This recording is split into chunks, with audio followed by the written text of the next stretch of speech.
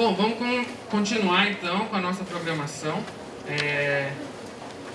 Hoje a gente tem agora mais um dos grupos de pesquisa aqui do IMEC. Eu sou um pouco suspeito para falar, porque é o grupo do qual eu faço parte, né? Mas acho que vocês vão gostar bastante também da palestra, sem nenhum tipo de viés, né?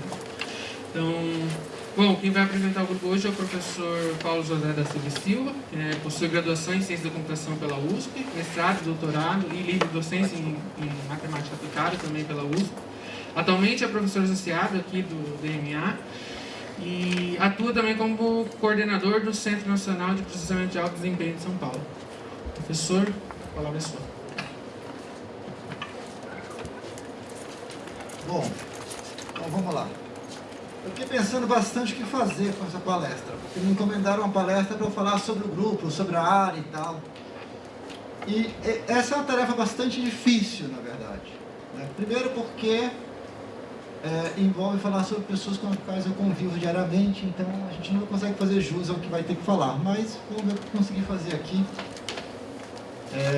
Tem dois momentos, um mais importante, que é onde eu justamente vou fazer isso, falar sobre o grupo e a área, e dependendo do tempo, no final eu dou um estudo de caso, um exemplo de uso de otimização contínua em um problema real. Tá? Então, vamos lá. Eu trabalho com otimização e a primeira pergunta que eu acho que eu tenho que tentar responder para vocês é o que é otimização matemática, né? Ou programação matemática, se você for usar uma nomenclatura um pouco mais antiga. E, de novo, sempre é difícil definir coisas sem usar fórmulas, né? É a linguagem que a gente está acostumado na matemática, mas eu vou tentar evitar ao máximo ir por esse caminho. Então, a otimização matemática é a arte de fazer escolhas de forma sistemática. Tá? Então, é você fazer escolhas de maneira racional, pensando sobre o que você está fazendo, modelando o seu problema formalmente, resolvendo o seu problema formalmente, e não de forma intuitiva. É claro que existe um processo intuitivo aqui, particularmente existem escolhas interiores que você faz quando você modela um problema, mas o ponto fundamental aqui é, você vai sair de um problema onde você tinha uma quantidade grande de escolhas para fazer, né? Você vai formular esse problema de maneira matemática, formal, para que você possa colocar isso dentro de um computador e vai usar técnicas desenvolvidas por essa área para achar a melhor solução naquele seu caso. Tá? Então, o que você precisa? Você tem um problema, né? E só faz sentido falar em otimização, em escolha, se você tem opções. Então, você precisa de um problema onde o conjunto de pontos válidos para o seu problema seja mais do que um. Tá?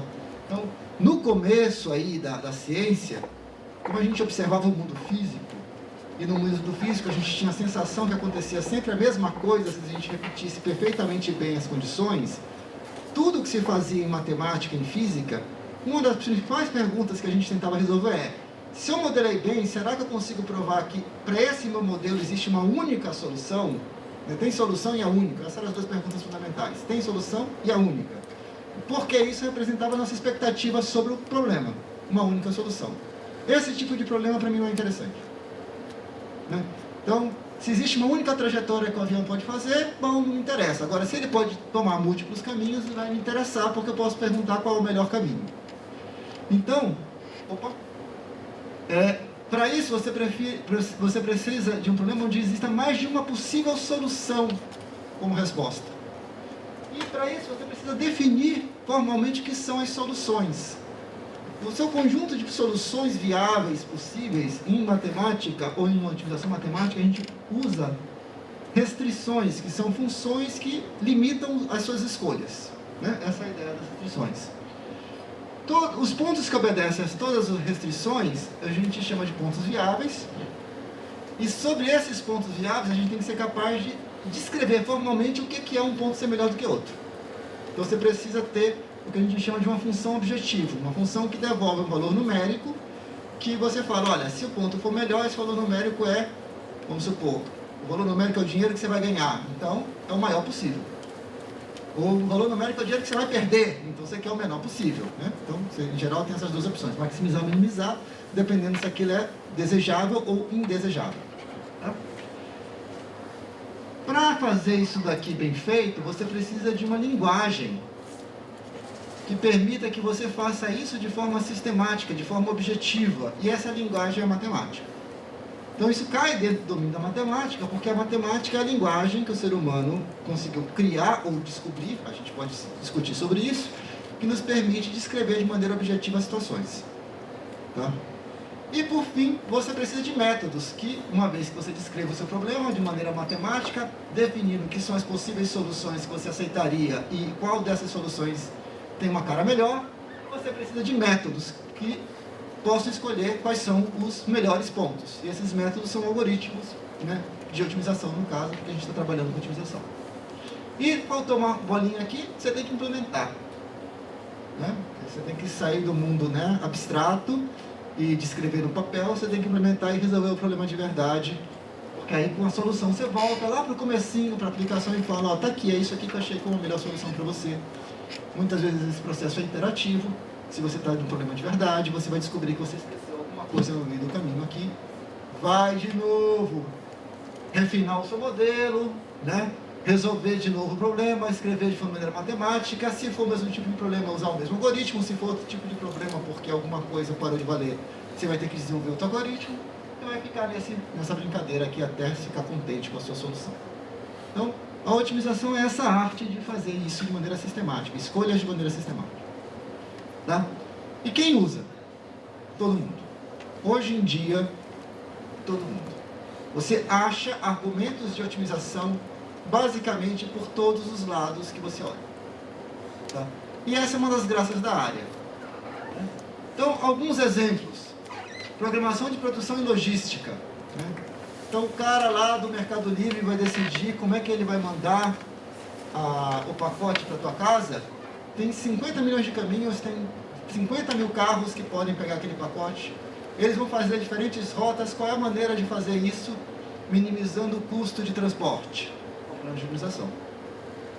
Por quê? Você pode fazer de múltiplas maneiras. Na hora que você tem, né, caminho, você pode fazer a coisa por múltiplos caminhos. Bom, legal. Técnicas de investimento. Quando alguém vai investir alguma coisa, né, em ações, ou na bolsa e ações é a mesma coisa. Em ações, em commodities, alguma coisa assim, você pode fazer isso de várias maneiras. Uma delas é aquela coisa mais qualitativa, você senta, conversa com os donos da empresa e tal, mas tem técnicas quantitativas, que pegam o histórico das ações e tentam tomar decisões a partir dessas informações históricas. Essas técnicas quantitativas, tipicamente, vão usar a otimização. Eu vou escrever um problema tal, e no final você quer saber qual é a carteira que maximiza o seu lucro, dado um nível de risco aceitável. Né? O nível de risco aceitável é a restrição. Mas existem múltiplas carteiras que atingem aquele risco, cada uma delas com uma expectativa de ganho. Qual delas é a melhor? Então, na hora que você tem múltiplas soluções e um critério objetivo, né, para escolher qual é a melhor dessas soluções, você cai no problema de otimização. Tá? Desenho e análise de mercado, isso é uma coisa engraçada, né? Então, quando alguém vai pensar ou vai justificar que um mercado é eficiente, o que isso quer dizer? Isso quer dizer que de alguma maneira ele encontra o ótimo. Então, se você vai analisar um mercado econômico para dizer se ele é eficiente ou não, ou se ele introduz algum tipo de viés que foge da eficiência, você vai usar técnicas que foram desenvolvidas na área de otimização. Né? Por que eu estou falando de desenho? Porque existe o problema de desenhar mercados. Né? Por exemplo, agora, nesse exato momento da história, o Brasil está tentando transitar de um mercado de energia elétrica totalmente controlado pelo Estado para um mercado mais livre, onde os diferentes fornecedores vão poder ofertar sua capacidade de produção e os diferentes consumidores vão poder comprar essa capacidade de produção.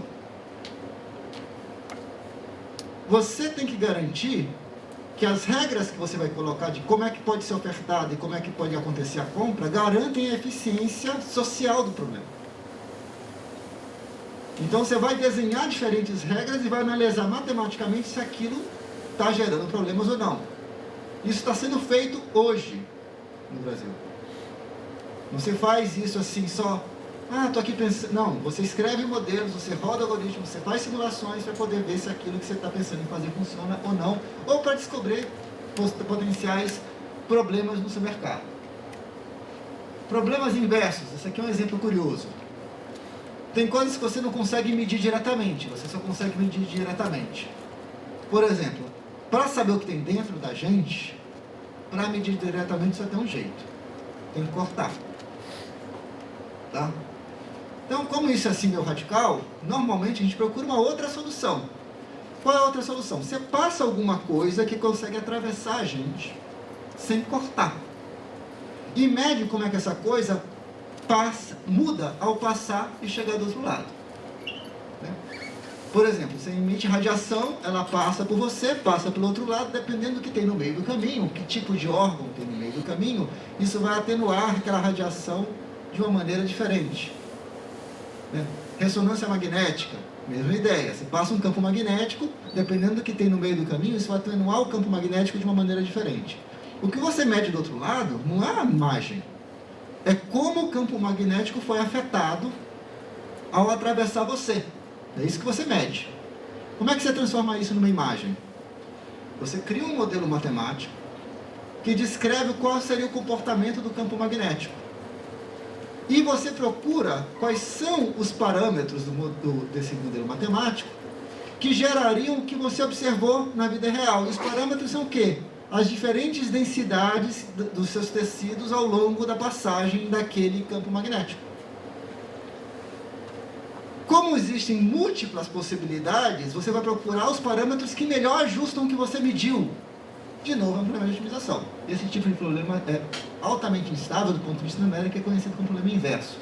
Mesma coisa quando você vai procurar petróleo.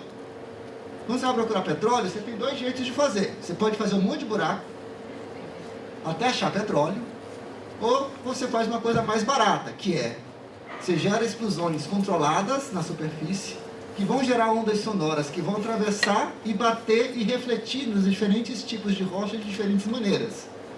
O que você mede são as reflexões dessas ondas. E você depois tem que escrever uma equação diferencial que explica como é que isso aconteceria, e achar os parâmetros da equação diferencial que variam o que você está vendo. E esses parâmetros são as diferentes densidades de rocha no meio do caminho, e aí você vai ter que usar uma tabela que mapeia a densidade, por exemplo, para tipos diferentes de rocha. Então, problemas inversos. Desenhos de formas, né? Você vai desenhar a asa de um avião, você vai desenhar o perfil de um carro. Tem infinitos perfis que uma asa pode ter. Mas você precisa que ela levante o avião, tem que ter empuxo. Mas você quer diminuir o arraste, porque você quer garantir que o avião consome menos combustível possível. Então, entre todas as possíveis asas que conseguem levantar aquele avião, qual é que gera menos arraste? Vira, de novo, múltiplas possibilidades com problema de otimização. Em estatística, né, tem um monte de coisas de estatística que você faz tentando achar a melhor solução possível. Por exemplo, o Max Verossimilhança quer perguntar alguma coisa?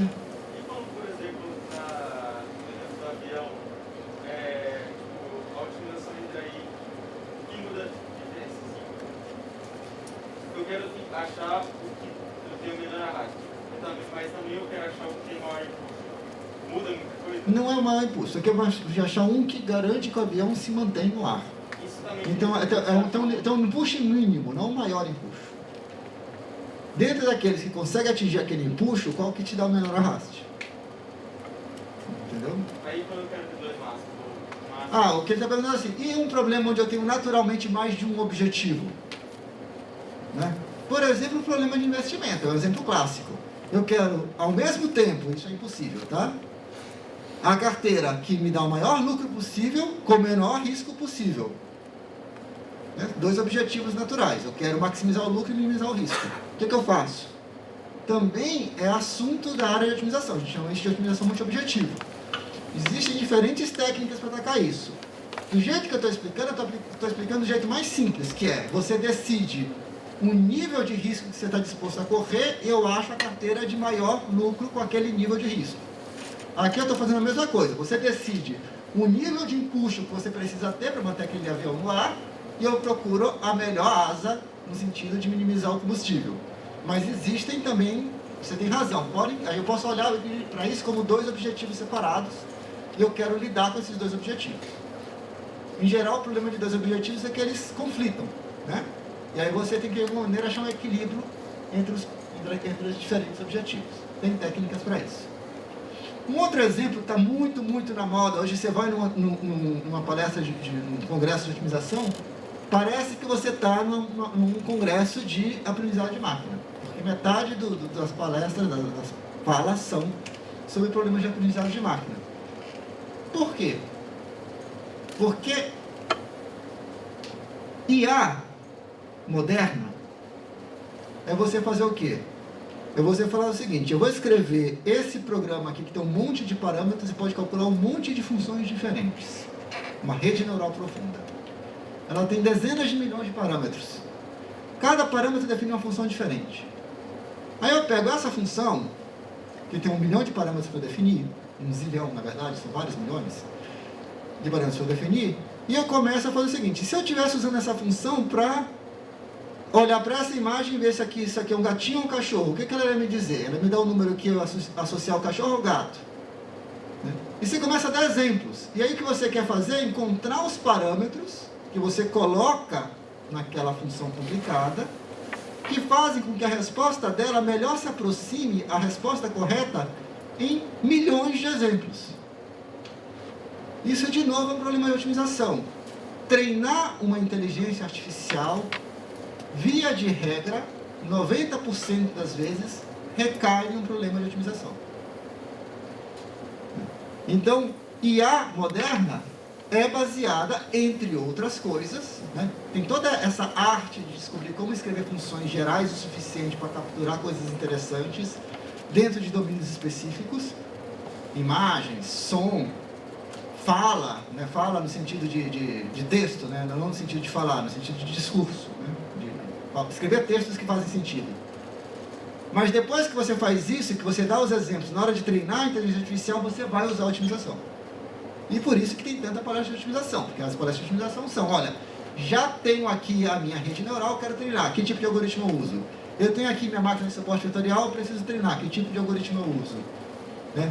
Por que a máquina de suporte vetorial funciona? Esse exemplo é curioso em inteligência artificial. Tem uma técnica um pouco menos conhecida, que é chamada de máquina de suporte vetorial, que foi muito usada na década no começo dos anos 2000, eu diria. E ela usava a teoria de otimização para falar de si mesma. Você só conseguia falar dessa técnica falando de otimização. Né? Bom, e essa lista não para. Ela continua, basicamente para sempre aí. Porque sempre que você tiver uma escolha, sempre que o problema não for bobo, aqui eu estou obviamente sendo sarcástico, sempre que o problema não for bobo, não tiver uma única solução, você enfrenta potencialmente um problema de otimização pela frente. O que muda na matemática?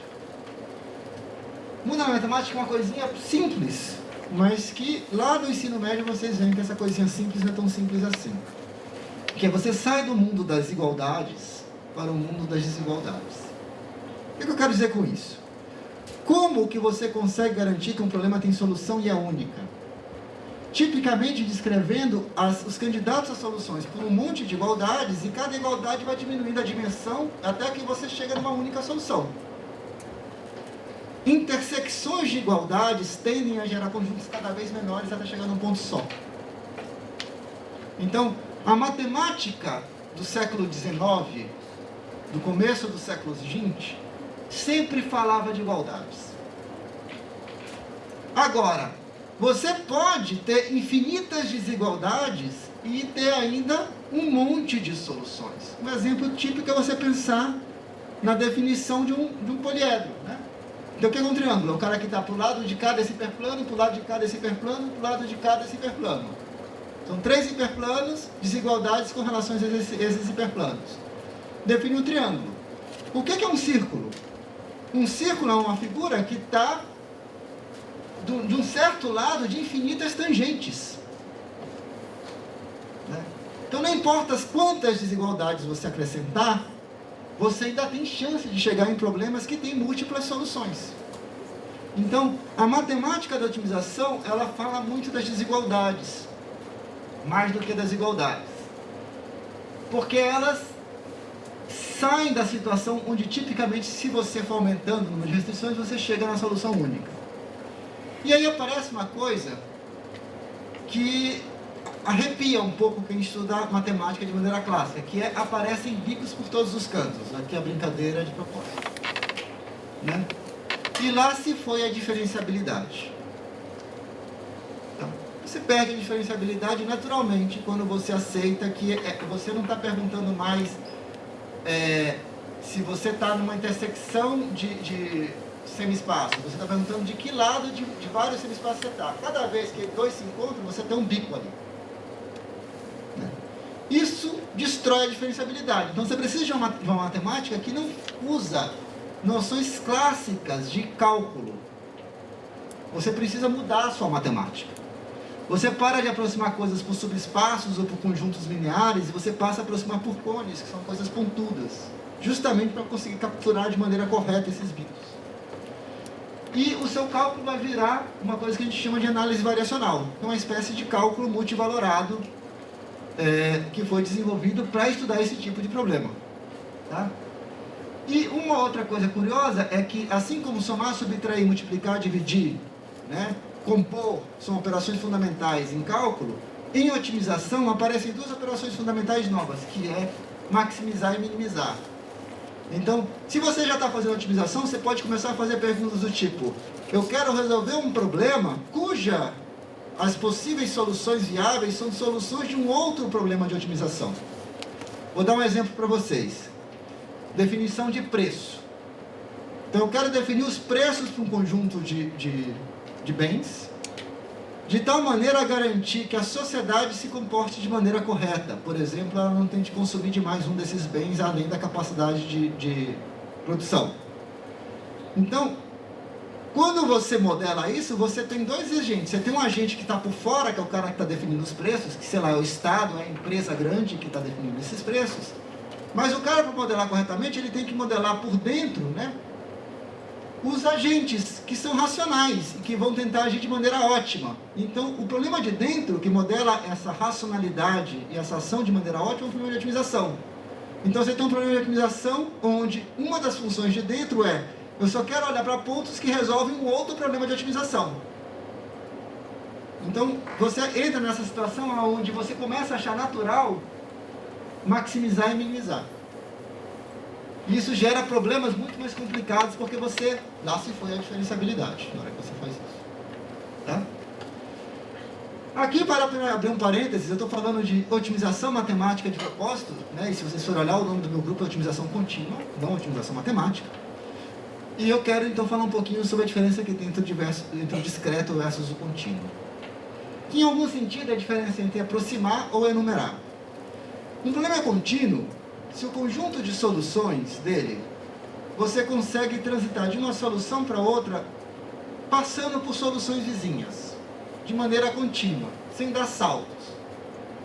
Um problema discreto, se o conjunto de soluções são pontos isolados. Eu tenho um cara aqui, eu tenho um cara ali, eu tenho um cara cá. Se eles são pontos isolados, e vocês que são matemáticos aqui podem pensar, continuidade não ajuda muito. As funções serem contínuas não ajudam muito, porque você salta para ir de um ponto para o outro. Então, mesmo que a função seja contínua, como tem um espaço fixo, ela pode mudar de comportamento. Se você tem que os pontos eles estão grudados, juntos um do outro, você ainda pode usar a continuidade como raciocínio. Tá? Então, no caso do contínuo, o que você normalmente tenta fazer é aproximar as soluções. No caso do discreto, você na verdade vai ter que passear implícita ou explicitamente em cada uma das soluções, eventualmente jogando fora soluções que não são interessantes, que é o que a gente chama de enumeração implícita, mas você tem que meio que contar o que você está fazendo. Tem que enumerar as soluções. Né? E matematicamente isso é a diferença entre análise e álgebra, por exemplo. O tipo de raciocínio típico de otimização contínua é o raciocínio de análise, e o raciocínio típico de otimização discreta é um raciocínio mais algébrico, né, de estruturas discretas. E apesar de não haver tantos pontos, de não haver tanta intersecção, se você olha a comunidade de otimização, ela meio que se separa entre o pessoal que faz contínua e o pessoal que faz discreta. Ainda existe alguns pontos de intersecção interessantes. O exemplo mais clássico é o que vocês estudam aqui, que é a programação linear. A programação linear é uma coisa que pode ser vista tanto do ponto de vista discreto quanto contínuo. E se você quer fazer otimização contínua, é muito bom que você saiba da programação linear. E se você quer fazer otimização discreta, é muito bom mesmo que você saiba a programação linear. Então, esse é um bom exemplo de ponto de intersecção. E como é que é a computação? Eu coloquei aqui o nome-chave hoje em dia, alto desempenho, porque a gente está lidando com masas de dados muito grandes hoje em dia. Então, não dá para fazer programa inocente mais hoje em dia. Não. É um exemplo clássico de otimização científica. Aqui vem uma palavrinha importante, justamente de programação linear, né? O algoritmo simplex, que vocês estudam no curso de programação linear. Ele foi inventado no final da década de 40, começo da década de 50, para ser bem preciso, 1947. Eu sei disso porque eu estava no congresso em 1997, onde o Dantzig, que foi o cara que inventou o simplex, deu uma palestra em comemoração aos 50 anos do algoritmo. Então foi inventado em 1947, né? E foi um dos algoritmos modernos que mudaram o mundo. Tem muita coisa que só é possível hoje em dia de fazer de maneira minimamente eficiente porque você resolve o problema de programação linear. Tá? A gente trabalha no mundo do ponto flutuante, né? Porque a gente vai fazer coisa contínua, a gente supõe que a gente está nos reais, né? E das aproximações. Muitos dos métodos vão depender fortemente de álgebra linear. Então, se você não fez um curso bom de álgebra linear, é bom que você em algum momento volte. Se você não fez um curso bom de álgebra linear, você tem que voltar por qualquer motivo, porque ela aparece em todos os lugares. Em particular, na parte de computação, de otimização, é muito importante você saber bem álgebra linear, né? Em particular o que a gente chama de álgebra linear computacional, que é como fazer contas no computador que reproduzem coisas que você aprende em álgebra linear. E há toda uma série de ferramentas modernas que facilitam na modelagem. E eu falo isso porque antigamente, quando você escreveu um problema de otimização, em geral você tem que escrever todas as funções envolvidas, todas as derivadas das funções envolvidas e, eventualmente, todas as derivadas segundas das funções envolvidas. Né? E, bom, pensa, a derivada segunda de funções com n variáveis é uma matriz, né? Então é muita função para você escrever de maneira eficiente e correta. Isso era muito chato, então era uma parte chata de trabalhar com otimização, era justamente você pegar os dados do seu problema e codificar e transformar em uma coisa que você podia rodar. Hoje em dia isso tem sido ajudado bastante com essas ferramentas de modelagem que fazem esses cálculos de diferenciação automática para você. Bom, então, o que é a otimização? É a área da matemática que estuda como fazer escolhas de maneira sistemática. Ela tangencia a matemática de uma nova maneira, ela exigiu a criação de uma nova matemática porque ela saiu do mundo das igualdades e para o mundo das desigualdades, destruindo algumas coisas que você normalmente poderia ter com cálculo, né? Você perde a diferenciabilidade em alguns pontos, e isso destrói muitas coisas que você tinha. Tá? É uma área aplicada nos mais diversos lugares, desde o pessoal da Unisoma aqui justamente estava falando sobre isso, até os mais diversos lugares, que envolve também que você saiba bem computação. Isso é otimização. Tá? Então, se você gosta de problemas que têm múltiplas soluções, entender como fazer escolhas, aprender uma matemática um pouco mais moderna, não mais moderna, diferente, porque precisou ser diferente. Você gosta de computação, otimização é um lugar legal para você estar. E agora eu vou falar um pouco sobre o grupo. Né? O grupo do IMEC, ele surge no final da década de 70, salvo engano. Por isso que eu falei, isso pode estar errado, porque eu não tenho certeza quando é que foi que o Mário e a Ana chegaram aqui. Se foi no final de 70 ou no começo de 80, mas acho que foi no final de 70. Eles saíram, né, da Argentina em 76, eu até descobri, por algum motivo, aqui, quando eu estava fazendo minhas pesquisas, mas eu devia ter perguntado para o Mário exatamente quando que ele chegou no Unicamp. 78. Oi? 81? 78. 8. Isso. E eles saíram, então eles chegaram no Unicamp em 78 e saíram da Argentina em 76. Né? Eles foram um daqueles comunistas que a gente sabia cuidar. Não sei se vocês conhecem essa frase do Zeferino Vaz. Zeferino Vaz é o cara que é responsável pela criação original do Unicamp. Assim, ele botou a universidade para funcionar. E ele fez isso no regime militar. Né? E uma das coisas que ele fez de maneira muito inteligente, né, por exemplo, ele fez isso com o pai do Marcelo Nobel, que foi o reitor anterior, na gestão passada, é que ele via cientistas de ponta que estavam tendo problemas com os regimes vizinhos, que eram mais duros do que o nosso regime, e ele chamava essas pessoas para virem trabalhar aqui. E ele falava para os militares: deixa que dos meus comunistas cuido eu. Né? Então, uma parte dos nossos fundadores da Unicamp foram essas pessoas que estavam tendo um problema nos países vizinhos. De alguma maneira, o Mário e a Ana, eles são um casal, né? Eles vieram para cá um pouco depois que eles tiveram que sair da Argentina, porque eles iam ter problemas lá. Vieram para o Brasil, o Mário fez doutorado, né? Acho que o Mário e a Ana fizeram doutorado e depois vieram para cá. O grupo cresceu muito rapidamente, né? O Mário é uma figura muito carismática e assim, é muito bom no que ele faz e isso impressiona, e certamente eu entendo que isso tenha gerado um campo gravitacional na direção dele, né? Ele mantém um seminário semanal, isso é uma coisa impressionante, na área de otimização, continuamente funcionando. Vocês podem ter certeza que é o único seminário do IMEC que continuamente funciona, todas as segundas-feiras, às 14 horas, desde o início da década de 80. Esse seminário está aí desde o começo da década de 80. Eu lembro que quando eu fiz o mestrado na USP, eu pegava meu carrinho, eu tinha carro, eu era filho de papai, pegava meu carrinho e vinha de São Paulo para cá para assistir seminário do grupo de otimização da Unicamp. Porque era um seminário interessante e dava para chegar em um pouco mais de uma hora. Formou várias dezenas de alunos, eu não consegui ver quantos, mas certamente várias e várias dezenas. Uma das coisas interessantes é que foi uma aluna do grupo de otimização que ganhou o grande prêmio CAPES das exatas. Isso é um prêmio que a CAPES dá para todas as teses da área de exatas, não de matemática, da área de exatas de um certo ano. O único prêmio desse, que eu saiba, que o IMEC ganhou foi um aluno do Mário, né, que também trabalhava com o Nino, com a Maria Laura. Ele deu uma encolhida recente, porque várias pessoas se aposentaram, então a gente está um grupo menor, já foi um grupo aí com 7, 8 ou mais professores, mas ele deu uma encolhida. Hoje em dia eu diria que somos 3 mais 1 titulares, eu explico mais um daqui a pouco, e 2 associados, foram são as pessoas que estão mais ativamente ligadas aí ao nosso grupo. Né? Como é que é a pesquisa desse grupo?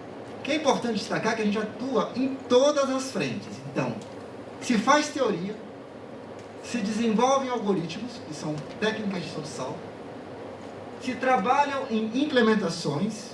Existem, inclusive, algumas implementações muito importantes de métodos de otimização que são originários aqui da Unicamp e da USP, porque tem um ex-aluno do Mário que trabalha na USP, que também é muito bem conceituado, né? E se trabalha com aplicações. Então, aqui na otimização da Unicamp, você encontra todo o ciclo completo. A aplicação, teoria, gera algoritmo, implementações, aplicação, teoria, algoritmo, implementa, aplicações. Tá? É um grupo que publica continuamente nas melhores revistas da área, é um grupo de ponta e bem reconhecido no mundo inteiro. Tá? Tem Mathematical Programming, aqui só nome de algumas revistas importantes, onde a gente sempre, todo ano, tem artigos do grupo nesse tipo de revista. Né? Muitos dos membros do grupo são editores de revistas internacionais, de revistas importantes também. E é muito comum que a gente faça os nossos trabalhos com os alunos que trabalham conosco. Então, é importante a interação com os alunos. Tá? Eu vou falar um pouquinho, uma visão pessoal, arriscada de fazer, mas uma visão pessoal. Eu tenho muito orgulho de participar desse grupo. Eu era professor da USP até 2012, saí da USP para vir para cá, porque eu achava que aqui eu tinha um grupo melhor de otimização para trabalhar. Então, muito orgulho de participar desse grupo. Então, já que eu só vou elogiar, dá para eu falar um pouquinho de cada um. Tá? Então, vou falar sobre os membros. O Mário. A primeira coisa que eu penso quando eu penso no Mário é que ele é uma força da natureza. Ele não é uma pessoa normal. Ele produz muito, muito, em diferentes áreas de otimização. Então, Não interessam muitos nomes aqui, mas o que eu estou querendo chamar é que tem coisas importantes de otimização que só dá para falar se você falar do Mário.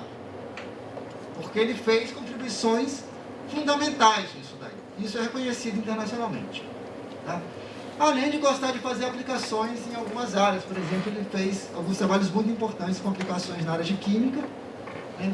Hoje em dia, ele, por exemplo, está interessado em estudar como é que você entende o problema de rompimento de barragens, porque ele ficou muito impressionado com o rompimento daquela barragem de Brumadinho.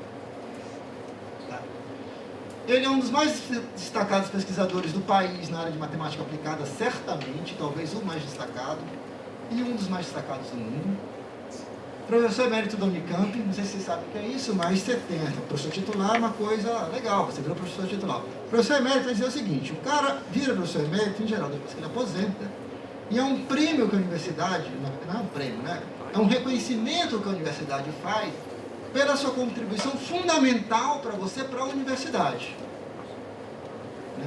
São pouquíssimos, você conta nas mãos. Né? Se vocês olharem aquela carta recente que a Unicamp produziu, né, e fascinada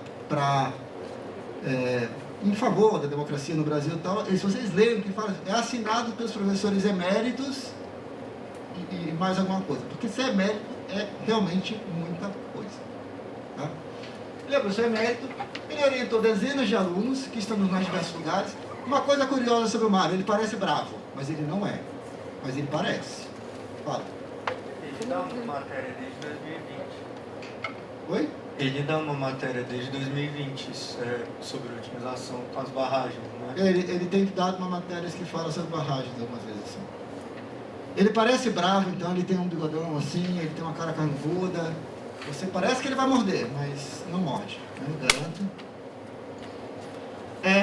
Ele é uma daquelas pessoas que dá palestras que fazem com que temas que eu achava difíceis pareçam fáceis, né? E uma brincadeira, porque eu acho impressionante aqui. Esse é o Google Escola do Mário. Ah, deixa assim.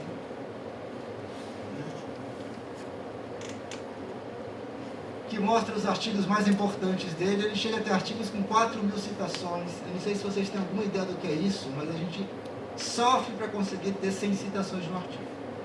4.000 citações é meio ridículo. Ele tem muitos e realmente é um cara ridiculamente produtivo, como eu comentei. Tá? Bom, outro membro, a Sandra. Não sei porque dela eu coloquei o sobrenome. Acho que foi a única pessoa que eu coloquei o sobrenome. Eu tinha colocado de todo mundo, eu tirei todo mundo e esqueci de tirar dela. Paciência. Ela trabalha tanto na parte de desenvolvimento de algoritmos, quanto em aplicações. Também é uma pessoa que é ligada na parte de implementação, então, em geral, tem implementações, pelo menos de protótipos naquilo que ela faz. Uma das coisas que eu já trabalhei bastante com a Sandra é que ela é extremamente clara e organizada. Então, se você gosta daquela pessoa assim que é clara, diz o que você vai precisar fazer, levar você, assim, sabe, a história que eu botei aqui, é uma ótima professora que sabe levar os alunos, guiando eles. Ela não deixa o cara muito solto, ela tem essa característica na maneira de trabalhar. Então isso é muito bom para alguns alunos, para outros talvez não, mas para alguns é realmente até fundamental para que a pessoa se desenvolva bem. Ela te carrega junto com ela. Ela é muito reconhecida nacional e internacionalmente como uma liderança. Ela já participou de comitês, por exemplo, para avaliação de todas as pós-graduações do Brasil, né, recentemente. É professora titular, já há algum tempo. Também tem o Google Escola, mas me falaram que eu só tenho 10 minutos, eu não vou ficar mostrando o Google Escola de todo mundo. Eu deixo só o do Mário, porque o dos outros, perto do Mário, como eu disse, o Mário é uma força da natureza. Então todo mundo fica meio... Mesmo perfis muito fortes perto do Mário, eu às vezes brincava com meus colegas. Quando o Mário parar, nós estamos ficando aqui, temos que nos juntar para formar um Mário. Vamos lá. Outro membro, o Nino, é um ótimo amigo, posso dizer, sou muito amigo dele. Ele tem um perfil mais teórico, né? Ele é mais de provar teoremas. Ele tem construído um trabalho muito sólido numa área que a gente chama de condições sequenciais de otimalidade, se tornando certamente a pessoa que mais sabe disso e mais importante sobre isso no mundo, de tal maneira que é muito difícil falar modernamente sobre condições de qualificação, que é alguma coisa que vocês vão estudar em programação não linear, quando vocês fizerem a disciplina de programação não linear, sem falar do nível. Eu diria que é quase impossível modernamente, não no livro que vocês vão estudar, mas para alguém que estuda isso hoje, em 2020, é quase impossível falar disso mais. Ele é conhecido por ser um ótimo professor, Uma das coisas que o Nilo sempre me surpreende é que ele tem uma forte intuição, ele é um cara que pensa bem e tem sacadas importantes, é professor titular também. Bom, beleza. Eu odeio falar de mim mesmo, então vou ser muito rápido. A única coisa que eu vou chamar a atenção é que eu tenho um perfil meio múltiplo, eu sou computeiro e matemático, né? Como falaram aqui na hora que eu comecei. Eu gosto muito de convexidade, eu sou um dos caras aqui que mais trabalha com uma coisa que a gente chama de análise convexa, que é uma dessas análises generalizadas para lidar com a ausência de cálculo tradicional, em otimização. Né? Tenho bastante interesse em ciência de dados e aprendizagem de máquinas, né? Para como usar a otimização nesse contexto aí, tenho artigos nesse assunto. Sou professor associado, mas já passei no concurso de titular, então em breve eu vou transitar para titular. Um outro membro é o Lúcio, que está ali atrás, né? Que a gente partilha, divide com um grupo de geofísica. Uma das coisas que me chama a atenção do Lúcio é que ele tem uma incrível cultura matemática, assim. Ele sabe... Assim, eu não sou matemático, eu sou computeiro. Eu não tenho formação em matemática, eu não fiz vários cursos obrigatórios de matemática. A minha formação em matemática é aquela formação por interesse ou por necessidade, não por formação. Tá? E o Lúcio é um desses caras que, quando eu converso, eu falo assim, eu não sou matemático. Né? Muito claro para mim. Ele tem vários resultados bastante profundos na área de otimização, que você vê que é alguém que pensa bastante no que ele está fazendo. Ele é conhecido por palestras bastante instigantes, que chamam a atenção da gente, ele sabe, ele é um ótimo comunicador, eu diria. Eu falei que ele é prata da casa, porque ele é daqueles caras que fez graduação, se bem que acho que a Sandra também. Fez graduação, mestrado, doutorado aqui. E certamente dentro do grupo de otimização, né, inclusive, e certamente isso é uma coisa que vocês vão se reconhecer nele, ele vai se reconhecer em vocês. Ele é conhecido como um dos melhores professores do IMEC, isso é uma das coisas que eu gosto muito no meu grupo. O pessoal gosta de dar aula, né, em geral, no grupo. A gente não tem muito aquele cara que, sei lá, dá aula de qualquer jeito, não é por um motivo ou por outro, não tem, né? É um professor associado, e eu também tive a escola dele, mas não estou mostrando mais ninguém, porque a gente não quer passar vergonha perante o mar. E outro também é o Chico, né? Ele tem um trabalho sólido computacional bastante interessante. Ele gosta de aplicações de engenharia na área de otimização topológica, que é justamente essa área de definir formas que obedecem a algumas restrições. No caso dele, tem mais a ver com estrutura, tá? Estou acabando. Ele tem uma forte atividade de ensino, né? O Chico é muito ligado na área de ensino também, porque, como eu disse, o pessoal de otimização, por algum motivo, também gosta muito de dar aula. Ele tem um particular envolvimento muito interessante com o Profis, né? Ele dá aula no Profis, basicamente. Ele tem se dedicado ao Profis há muitos anos, para dar aula de matemática para o pessoal do Profis. Então, essa preocupação também aí com essa entrada alternativa que o Unicamp criou. Foi diretor do Instituto e é isso. Assim eu falei também um pouco sobre o grupo. Então, nosso grupo, nós temos somos esses 6. Espero que eu não tenha esquecido ninguém, Lúcio. Se eu esquecer alguém, você me xinga agora. Esses são os nomes principais da otimização contínua, né? Do departamento. O Chico, ele trabalha um pouco com pesquisa operacional também. Não com a parte discreta, propriamente dita, mas eu vejo ele trabalhando com coisas ligadas à pesquisa operacional também. E aí está à disposição de vocês para a gente conversar sobre o que vocês quiserem.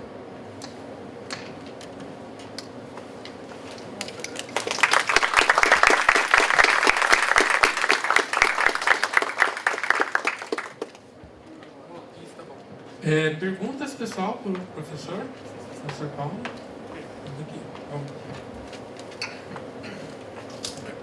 Eu não entendi por que é 3 mais 1. Porque são 3 titulares e o mais um sou eu, que já passei no concurso, mas não sou. Então, não posso falar que sou, mas também não posso deixar de falar que eu acabei de começar. Perguntas? Mais perguntas?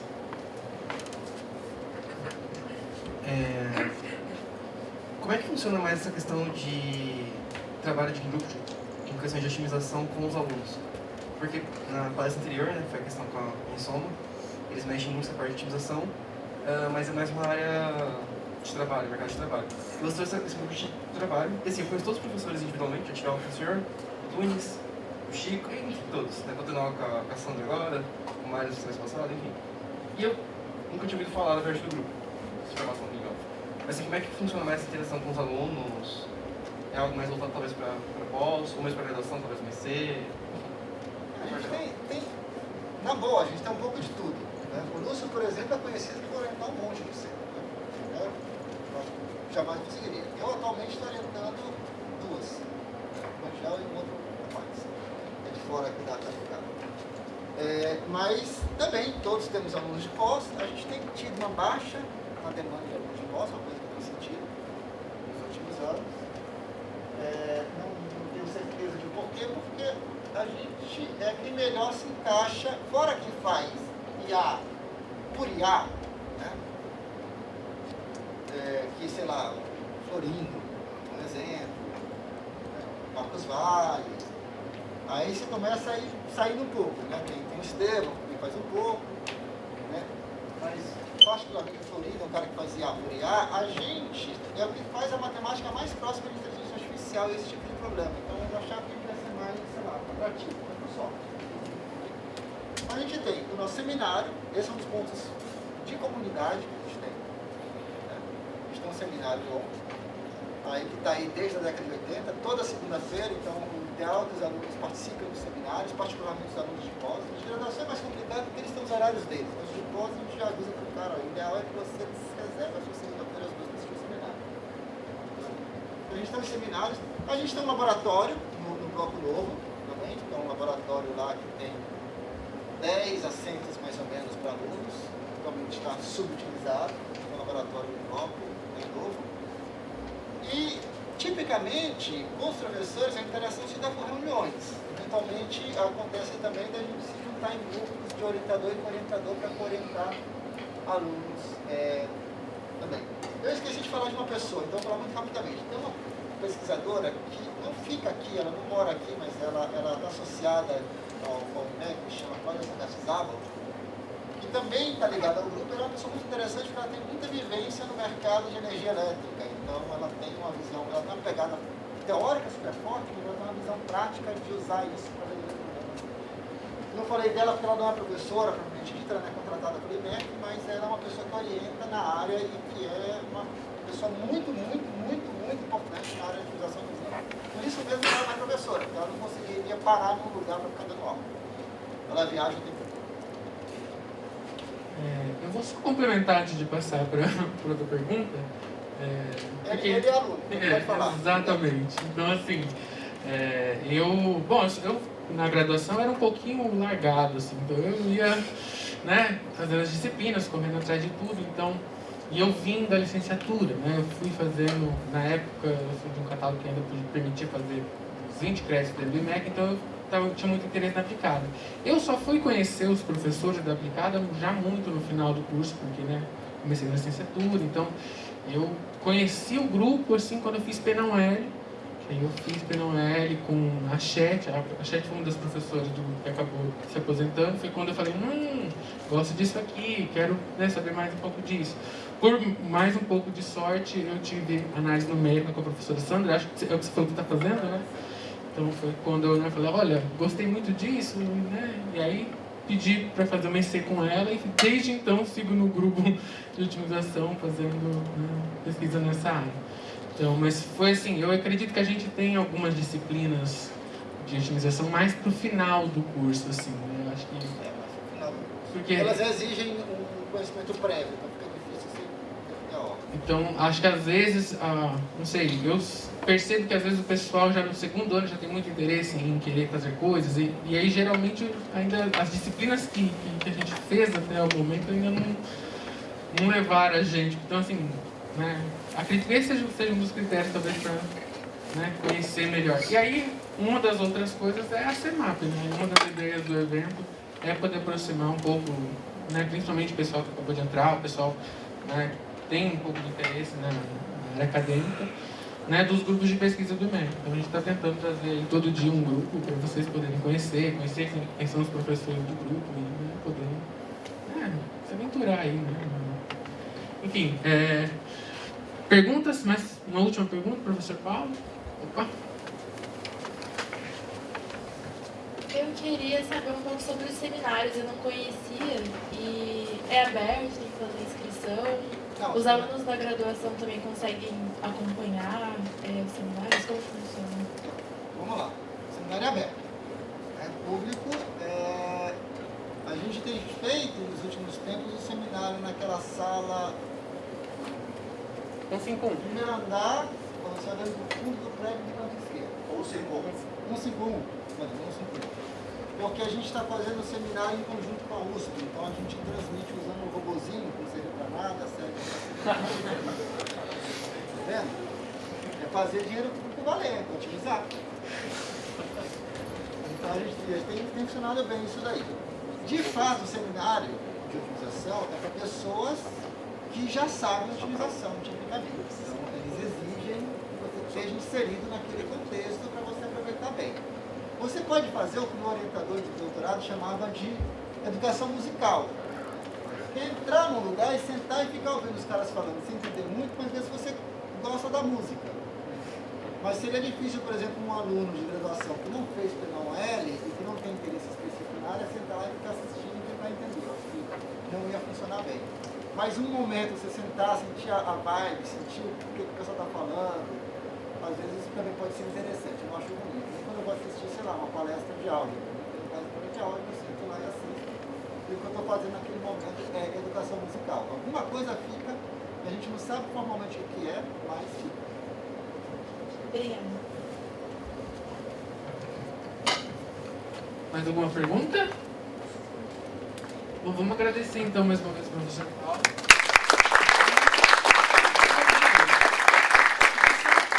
Um minutinho, professor, eu queria fazer um sorteio.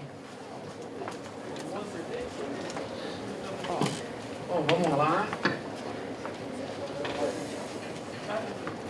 Você tira uma foto com o nosso vencedor do sorteio. Esse é o livro que a gente está sorteando. Fantástico número dos números. Então, bora lá. É o de sempre, né? Vem o númerozinho. Aí, a de 1 a 36. Certo? 6. Pedro Decate. Pedro Decate, tá aí? Oh! Ah! Vem cá buscar seu livro. Até o final. Tá vendo como há recompensas? Pode ir. Eu tô parecendo. Não. Ah, tá. Muito obrigado. Bom, muito obrigado, professor. E, aliás, o senhor já pegou? Valeu, pessoal. Até... Bom, e o mais importante da palestra é: minha sala, se eu estiver lá e não estiver acontecendo algo muito estranho, se for a 1 da tarde eu estou dormindo, então está de porta fechada. Mas se eu estiver lá, está sempre de porta aberta. Quem quiser bater um papo sobre otimização e inteligência artificial, sobre qualquer coisa, entra. Se eu puder, eu atendo. Se eu não puder, eu falo, volto outra hora e a gente combina o horário. Tá bom? Até mais, pessoal. Você já... Pronto. Bom, eu vou agora anunciar o nosso último palestrante da noite, né? Acho que é a palestra mais aguardada. Para quem já conhece, eu acho que era a palestra mais esperada aí da CEMAP. Eu acho que desde 2020, quando a gente estava organizando a 4ª CEMAP, que não ocorreu, que está começando só agora, essa palestra já estava sendo pedida e aguardada por todos. Então, bom, vamos lá então.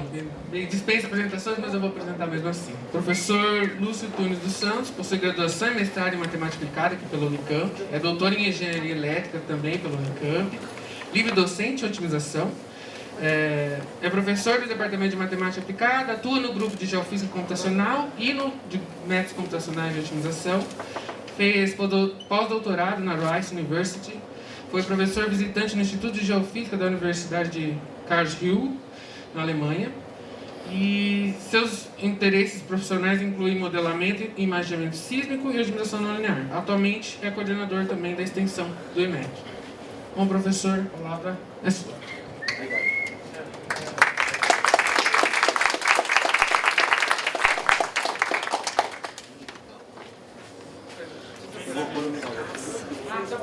Inclusive tem mais. Esse não Certeza? Porque tinha massa. João, tem que ser. Oi?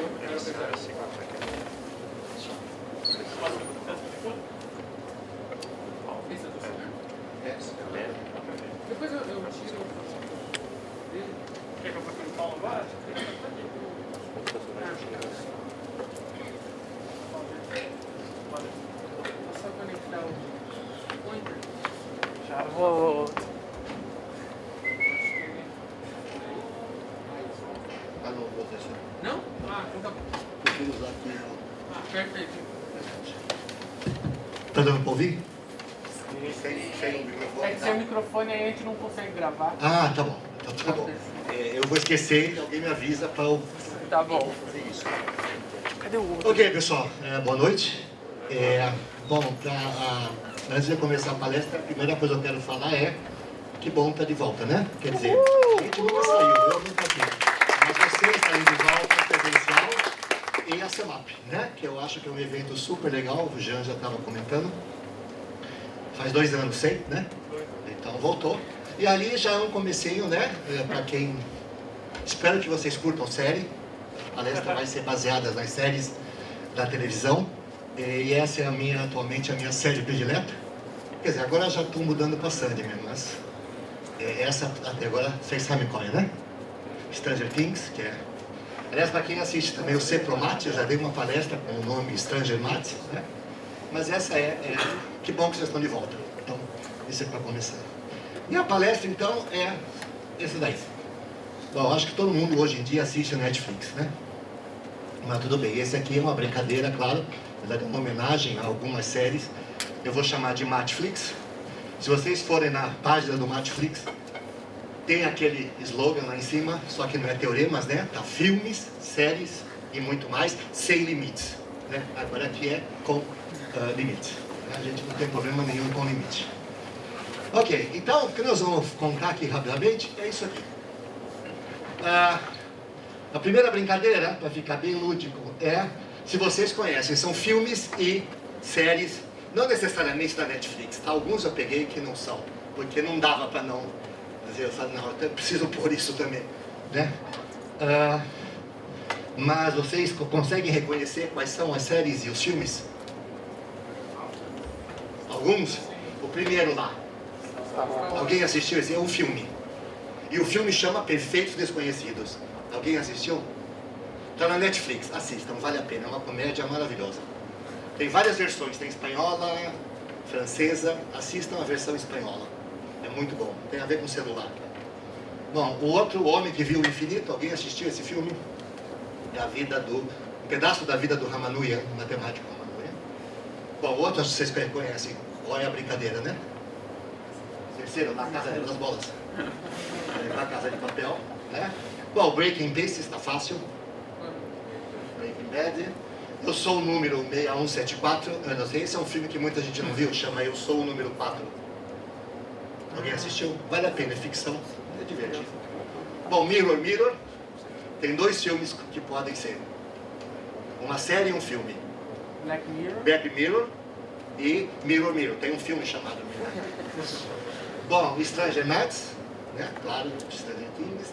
E por fim, essa é uma série mais adulta, uma série bem séria que chama Big Little Lies. Eu vou explicar no final porque que essa é a última.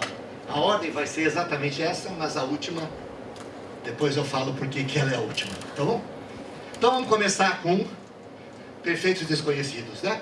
Cada vez que eu puser um slide, vai ter uma certa chamada para o filme. Claro, não é filme, eu vou falar de matemática, mas é uma brincadeira quase, por causa do nome Matflix, né? Então, nesse aí, a chamada é Números e formas podem esconder segredos misteriosos. Então, vamos começar. Vocês sabem o que é um número perfeito? Número positivo, tá? Esquece os negativos, vamos pegar só os positivos. Sabe o que é um número perfeito? Todo mundo lembra? O que é um número perfeito? Se ele é igual à soma dos divisores próprios. O que equivale a dizer que a soma dos divisores é o dobro dele, né? Então, exemplos, por exemplo, o 6. Acho todo mundo lá. Os divisores próprios de 6 são 1, 2 e 3. Então, se você soma 1, 2 e 3, dá o próprio 6. O 28. E eu já pulei para um bem grande aí, que é 33.550.000 Isso é perfeito. Se você pegar todos os divisores dele e somar, tirando ele mesmo, claro, dá ele. Então isso é um número que a gente chama de perfeito. Tá bom. Então, agora algumas coisas interessantes, né? Que são o que a gente chama conjectura, né? Conjectura é algo, bom, que a gente acha que é verdadeiro, né? Mas ninguém nem conseguiu provar e nem também achou o contra-exemplo, né? Então, uma conjectura é que existem infinitos números perfeitos, que é a mesma ideia de quando a gente fala em números primos. Existem infinitos números primos. Mas é impressionante, não se sabe ainda, não tem nenhuma prova, nem nada, se existem infinitos. E outra também que não se sabe é se existe o número perfeito ímpar. Todos os números perfeitos se conhecem, então já está muito maior que aquele 33 milhões ali, nenhum é ímpar. Então há uma expectativa de que não exista. Mas, de novo, ninguém conseguiu provar. São dois problemas em aberto, por isso que a gente chama de conjectura. E alguns fatos interessantes sobre números perfeitos é que o algarismo das unidades de um número perfeito, par, é sempre 6 ou 8. Isso está provado.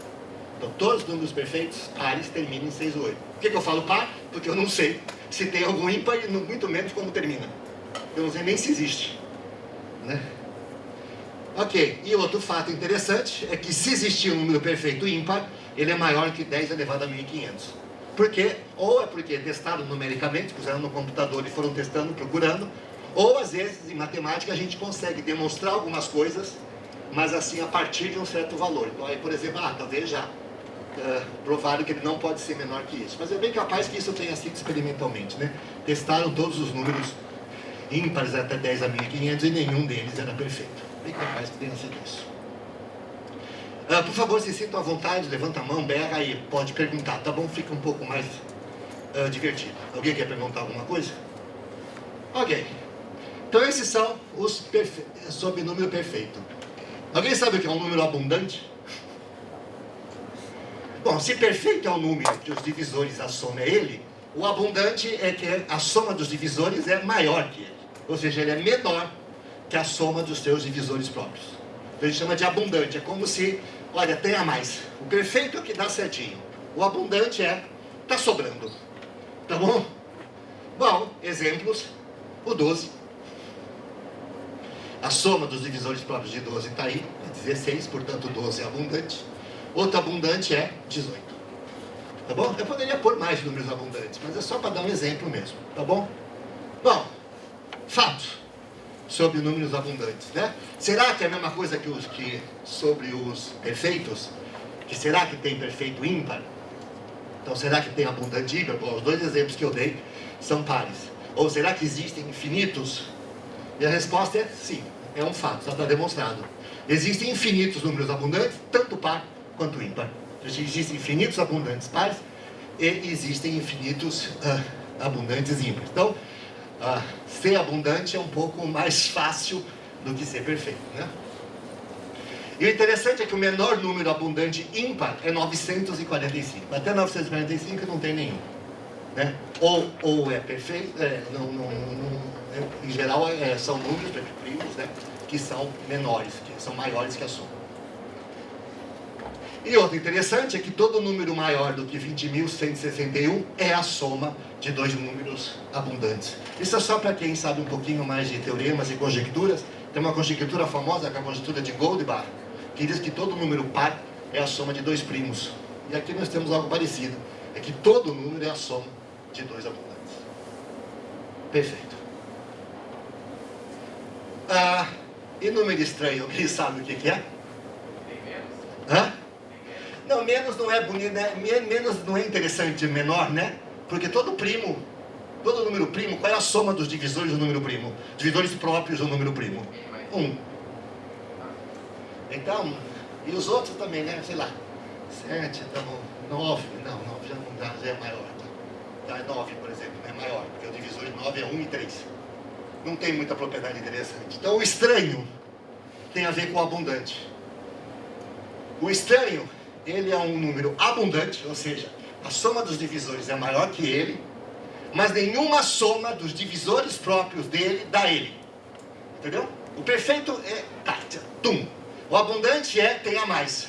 E o estranho é o seguinte, ele é abundante, mas você não consegue fazer a soma, nenhuma das somas dá ele.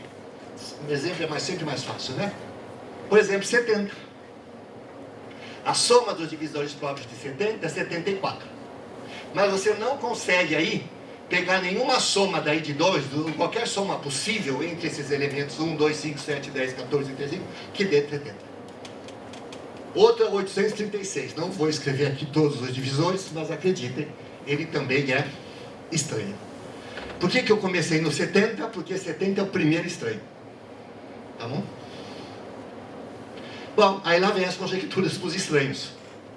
Será que tem um estranho ímpar? Ou seja, ele parece que ele é do mesmo tipo que o perfeito. Será que tem? Porque os dois exemplos que estão ali são pares. Agora, fato. Existem infinitos números estranhos pares, ou seja, então meio que, né? Tem infinitos, né? No perfeito você não sabe ainda se é infinitos, mas os estranhos são infinitos. Mas ele meio que está sintonizado com os números perfeitos, né?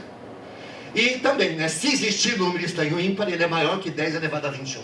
Da mesma maneira que se faz para os números perfeitos, também se faz por número estranho. Então isso é interessante, né? Como você dá nome para os números de acordo com propriedades que eles têm. O interessante é que você pode fazer isso com formas também. Então, todo mundo lembra o que é um paralelepípedo, né? Ok. Então o que é um paralelepípedo perfeito? Assim como tem números perfeitos, existem paralelepípedos perfeitos. Bom, paralelepípedo perfeito é se os comprimentos das arestas, das diagonais das faces, das diagonais internas, são todos números inteiros. Claro, a princípio numa certa medida, mas vamos fixar essa medida e pronto. Então, só para não já ir direto, né? Um exemplo daqui. Esse bicho, veja, paralelepípedo não é necessariamente reto, tá? Esse cara não é um tijolo, ele é inclinadinho. Porque se ele fosse um tijolo, as diagonais internas são todas a mesma. Tá bom? Mas como ele é inclinado, ele tem diagonais internas distintas. Tá bom? Então tá aí, isso é bonito, você faz uma conta, os lados estão ali, as diagonais das faces, faz 6 faces, cada face tem uma diagonal, se fosse um paralelepípedo reto. Não, né? As diagonais da face seriam iguais 2 a 2, e só teria uma diagonal interna. Então esse é um paralelepípedo perfeito. Então bom, qual é o interessante disso? O interessante é que esta conjectura é que não existe um paralelepípedo reto perfeito. Ou seja, agora sim, um tijolo, a gente chama de tijolo de Euler. Foi o Euler que estava pesquisando isso. Será que você conseguiria um paralelepípedo reto? Ou seja, todos os ângulos retos, com os lados inteiros, as diagonais inteiras e as diagonais internas inteiras. E ninguém sabe. Não, senão até hoje não apareceu nem a prova, nem de que existe, nem que não existe. Um fato é isso. Se existir, o comprimento de cada aresta é maior que 2 elevado a 32. Ou seja, o pessoal faz muito isso, né? Não sabe a verdade, mas sabe aonde está a resposta. Ou seja, se existir, já está além desse número, né? Então é alguma coisa monstruosa, né? E esse aqui é o menor paralelepípedo reto quase perfeito. Ele tem os lados e as diagonais das faces inteiras, mas a diagonal interna não são inteiras. Não, porque, bom, se eu tivesse exibido, era porque a conjectura era falsa, né? Veja, a conjectura não é que exista, que não exista. Ou seja, a gente sempre põe na conjectura o que a comunidade acha que é mais provável de ser verdade. Parece que eu estava lendo isso, que é que não exista. Senão, por isso, a conjectura seria, existe um paralelepípedo reto perfeito. Tá claro? Perguntas? Quem quiser pesquisar. O interessante é o tipo de coisa que o pessoal faz com isso, né? Monta sistema, tenta resolver por geometria, tenta resolver por outras coisas e, claro, sempre dá origem a coisas novas.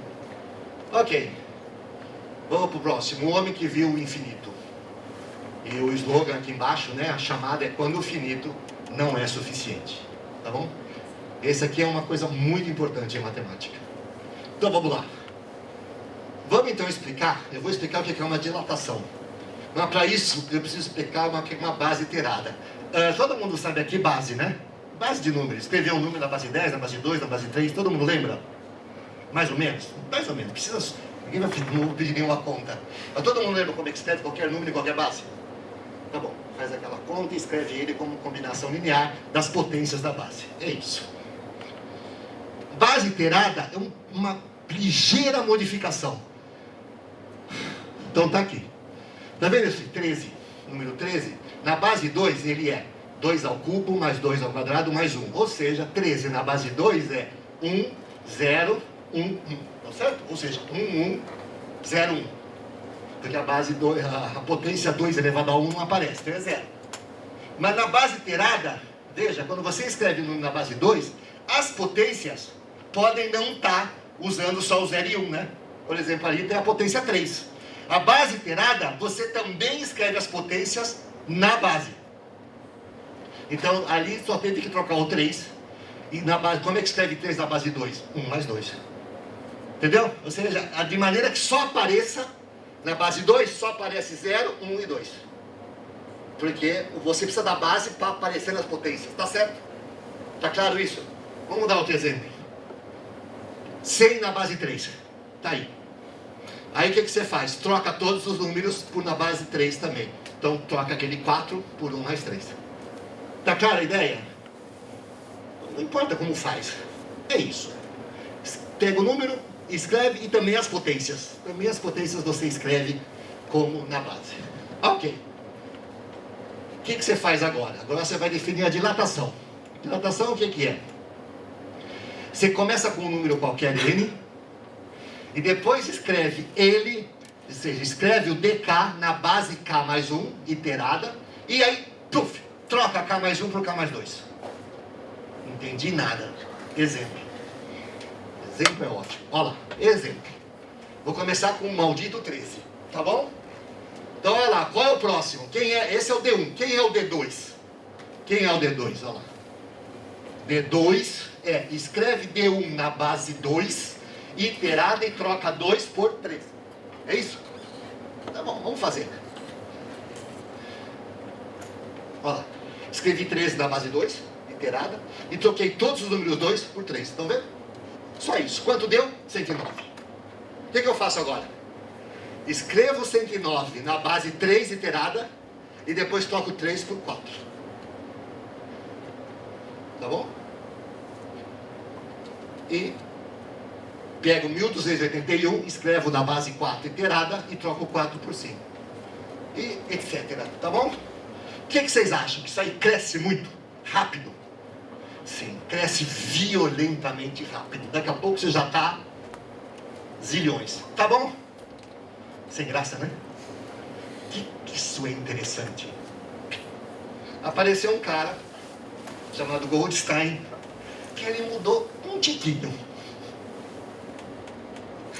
O que ele fez? Também, começa com número, mas depois que você fez tudo isso, você fica em 1. Tá bom?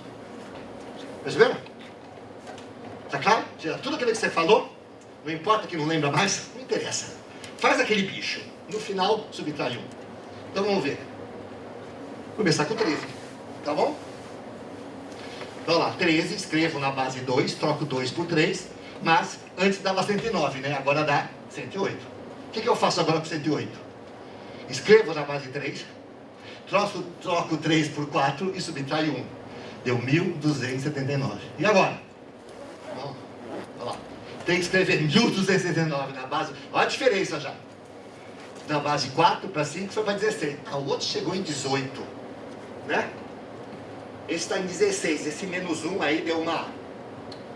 retardou. Bom, agora vocês vão ver o que esse menos 1 causa. Então é o seguinte. Então, vamos fazer uma brincadeira? Vamos começar com números bem pequenininhos. Vou pegar o 1. O que eu faço com esse 1? Se eu começar com 1. Escrevo 1 na base 2, troco 2 por 3 e subtraio 1. É isso? Dá 0. E aí 0 eu paro. Porque não tem mais sentido fazer, né? 0 na base 0, subtrair 1 vai dar menos 1, eu não quero número negativo. Então, por isso que eu chamei rumo ao 0. Se chegar no 0 eu paro. Tá bom? Ótimo. Tá claro, pessoal? Vamos pegar o 2. O que eu faço? Escrevo 2 na base 2, que é 2, troco 2 por 3 e subtraio 1, dá 2. Pego o 2, escrevo na base 2, troco 2 por 3, que não faz nada, porque na base 2 é só o 2 não vira 3, dá 1. Escrevo 1 na base 3, troco 3 por 4 e subtraio 1, deu 0. Vamos ao 3 agora. Não vou ficar falando de novo, tá? Papapá, papapá. Papapá, papapá. Ó, de novo, 3 vezes o 3. 2, 1, 0. Tá bom? Olha a surpresa. Cadê o 4? Tá bom? Vamos ver o 4. Ok? Confia em mim, as contas estão certas. Eu conferi um monte de vezes, tá bom? Ok?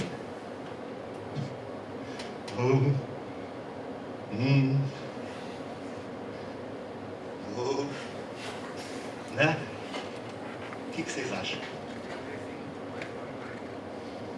Vai crescer pra caramba? Vai. Muito. Muito. Quando o P for 3 vezes 2 elevado a 402 milhões menos 1, o GP dá P. Tá bom? Ou seja, o GP é o próprio P. Tá bom? Mas olha o P. Ó, agora dançou.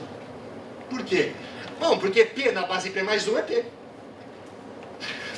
Então não tem que fazer nada, é só subtrair 1. E agora? Subtrai 1. Porque P menos 1 na base P é P menos 1. Não importa. Você tem um número que numa base ele já era, aumentar a base não adianta nada, ele não muda. Porque você só está ampliando a base. Então ele fica quieto. Olha lá. O que vai acontecer? Bom. Hã? Microfone. Obrigado. Quando for 2P, dá 0. Ou seja, a sequência foi até aquele número que é grande pá, né? E depois despencou para 0. Então Goldstein provou em 1944 que isso é verdade sempre. Não importa onde você começa, espera. Pode ser que eu tenha que esperar muito, mas vai dar 0 em algum momento. Só por causa daquele menos 1. Tá bom? Aí você fala assim, ah, legal. Mas por que será que eu trouxe isso? Agora que vem. Quando ele provou isso, para provar isso, ele usou os números ordinais, os números transfinitos. Já ouviram falar disso? São os números que estão depois do infinito. Aleph, já ouviram falar do Aleph? Aleph é o número de naturais. Ou seja, os números, pessoal, não acabam. Mesmo nos naturais, depois dos números que a gente conhece como número, tem os números do infinito, os infinitos. Tem infinito maior que infinito. Você faz conta com infinito. E para o Goldstein provar esse resultado, ele teve que usar essa teoria. Ele teve que, na verdade, a prova é ir até o infinito e depois tirar uma loucura. Tá bom? Tá bom? Bom, por que eu estou trazendo isso? Para mostrar que os números transfinitos não é uma besteira. Ou seja, esse resultado que é de aritmética banal, subtrai 1, soma, é o que a gente chama de aritmética finita. Mas para provar o resultado, precisou dos números transfinitos. Foi que nem quando apareceram os complexos. Foi para provar alguma coisa, precisou se inventar, ou se criar, ou se descobrir os números complexos. Porque senão não saía. Tá claro? Ou seja, não é uma... Ah, isso aí é uma invenção matemática só porque eles gostam de ficar inventando coisa difícil. Não, é necessário. Mas alguém ainda pode dizer assim, mas Lúcio, tudo bem que o Goldstein usou números transfinitos para provar isso, mas não pode aparecer uma outra demonstração que não use? E de novo, joga esses números transfinitos fora? E a resposta é não. Porque esses caras provaram que não pode ser provado com aritmética finita. Aí eu dou risada, né? Ou seja, ah, mas deve ter outro jeito. Não, não tem. Ponto. Ou seja, você prova que não dá para provar. Tá bom? Então os números transfinitos vieram para ficar. Como os complexos vieram, como os quaternos, como os octônios. Ou seja, não é uma... Ah, vamos generalizar. Não. Precisa. Precisa. Senão você não demonstra certas coisas de muita importância. Agora eu fiquei triste, meu Deus. Você ficou triste? Tá em crise agora. É, eu também, quando eu vi a primeira vez, eu não conhecia só o Goldstein, mas não sabia do resultado do Kirby Paris. Aí eu falei, pô, os caras são maravilhosos, né? Então, esse símbolo que está aí, pessoal, é o Aleph, é a primeira letra do alfabeto hebreu. Ou seja, já acabou as letras, já começou a usar o alfabeto hebreu também. Oi. Ah, pois não, já. Ok. Vamos pro próximo. Pergunta, tem uma A casa de pergunta, Las Bolas. professor. Professor, rapidinho. Como Oi. que você prova que não dá pra provar algo de uma certa forma? Você tem que provar. Você prova que não existe. São coisas complicadas. É que nem tentar provar quando você prova o teorema de Gödel do... Oh, meu, sumiu o nome do homem. Gödel. De Gödel. Né? Existem coisas que não podem ser provadas. Mas você tem que provar que não pode provar. Bom, né? Em geral são coisas, são calhamaços, né? Você tem que estudar um pouquinho mais de lógica e de coisas para... Mas é possível, tá bom? Mas é isso que eles provaram. Ou seja, o que eles provam é que com aritmética finita não dá para provar, precisa desses números. E eu estou trazendo isso por isso, porque às vezes as pessoas acham que muita coisa de matemática o pessoal inventa só para... Não, algumas coisas são necessárias. Porque quando o Cantor, que foi responsável por inventar criar o descobrir os transfinitos, ele foi meio ridicularizado. Porque ele morreu louco num hospício, ele ficou muito mal, depressivo e louco, porque não aceitaram a teoria dele, achavam que é isso, que infinito, mal que infinito. Infinito é um só. Não era. Né? O Hilbert, depois da morte do Cantor, fez uma declaração: ninguém vai nos expulsar do paraíso que Cantor criou. Né? Porque realmente foi um baita trabalho de matemática, o trabalho do Cantor. Infelizmente ele morreu louquinho. Bom, na casa de Las Bolas, uma refém trancada em uma sala e uma fuga sensacional. Esse é o resultado que eu mais gosto. Então é o seguinte, pessoal, é a sala no plano. Então agora no plano nós vamos trabalhar. Eu vou pegar 4 círculos em R2, vocês no plano, e vou botar um círculo pequenininho tangente aos 4. Tá aqui. Dá para enxergar? Dá, né? Então veja, tem 4 círculos de raio 1, dentro de um quadrado de lado 4, e o círculo lá no meio, né? O círculo no meio, o que é o azul, que é tangente aos 4, tem raio R. Quem faz a conta rápida e me diz quanto que é R? Bom, é a distância do centro ao centro de um dos círculos, menos 1. A distância do centro a um dos círculos é raiz de 2. Então, o raio é raiz de 2 menos 1. Ou seja, tem uma bolinha, aproximadamente de raio 0,4. Tá certo? E notem que todos estão dentro de um quadrado lá do 4. Perfeito? Nada? Não. Ponto R3. Agora são 8 bolas. Eu vou pôr uma em cada hortante. Tá bom? Aqui. Tá bom? Todas de raio 1. Qual é o raio da bolinha no meio, tangente a todas as outras? Quem quer chutar? É a distância do centro a uma das bolinhas, raiz de 3, menos 1. Então, aumentou um pouquinho. Agora é 0,7. Tá certo? Bom, agora eu vou parar de desenhar. Porque agora eu tenho que todas as esferas estão dentro de um cubo de lado 4. Perfeito? Agora vai começar a brincadeira. Em Rn, como que é? Quantas bolas? Quantos hortantes você tem em Rn? 2 elevado a n. Então eu vou pegar 2 n bolas. Veja, R2 é 4. R3 é 8. Em R4, 16. Em R5, 32. Em Rn, 2 elevado a n. Então tem 2 n bolas. E eu vou pôr a bolinha lá no meio, tangente a todas as outras, todas dentro de um hipercubo de lado 4. Qual é o raio da bolinha? Raiz quadrada de n menos 1. É fácil fazer essa conta. É a distância da origem ao ponto 1, n vezes, subtraído de 1. Agora que vem. Lembram-se que será que todas as bolas estão dentro de um hipercubo de lado 4? Será que é verdade? E vamos ver. Análise. Quando n for 4, em R4, eu tenho 16 bolas. O R dá quanto? Se n é 4. Tá aí. 1, né? Se n é 4, raiz de 4 é 2, 2 menos 1, 1. Ou seja, a bolinha é igual às outras bolas. Tá certo? E quando n cresce, maior ou igual a 5 agora, qual é o raio da bolinha? É raiz de n menos 1. Ou seja, a bolinha agora é maior que as bolas.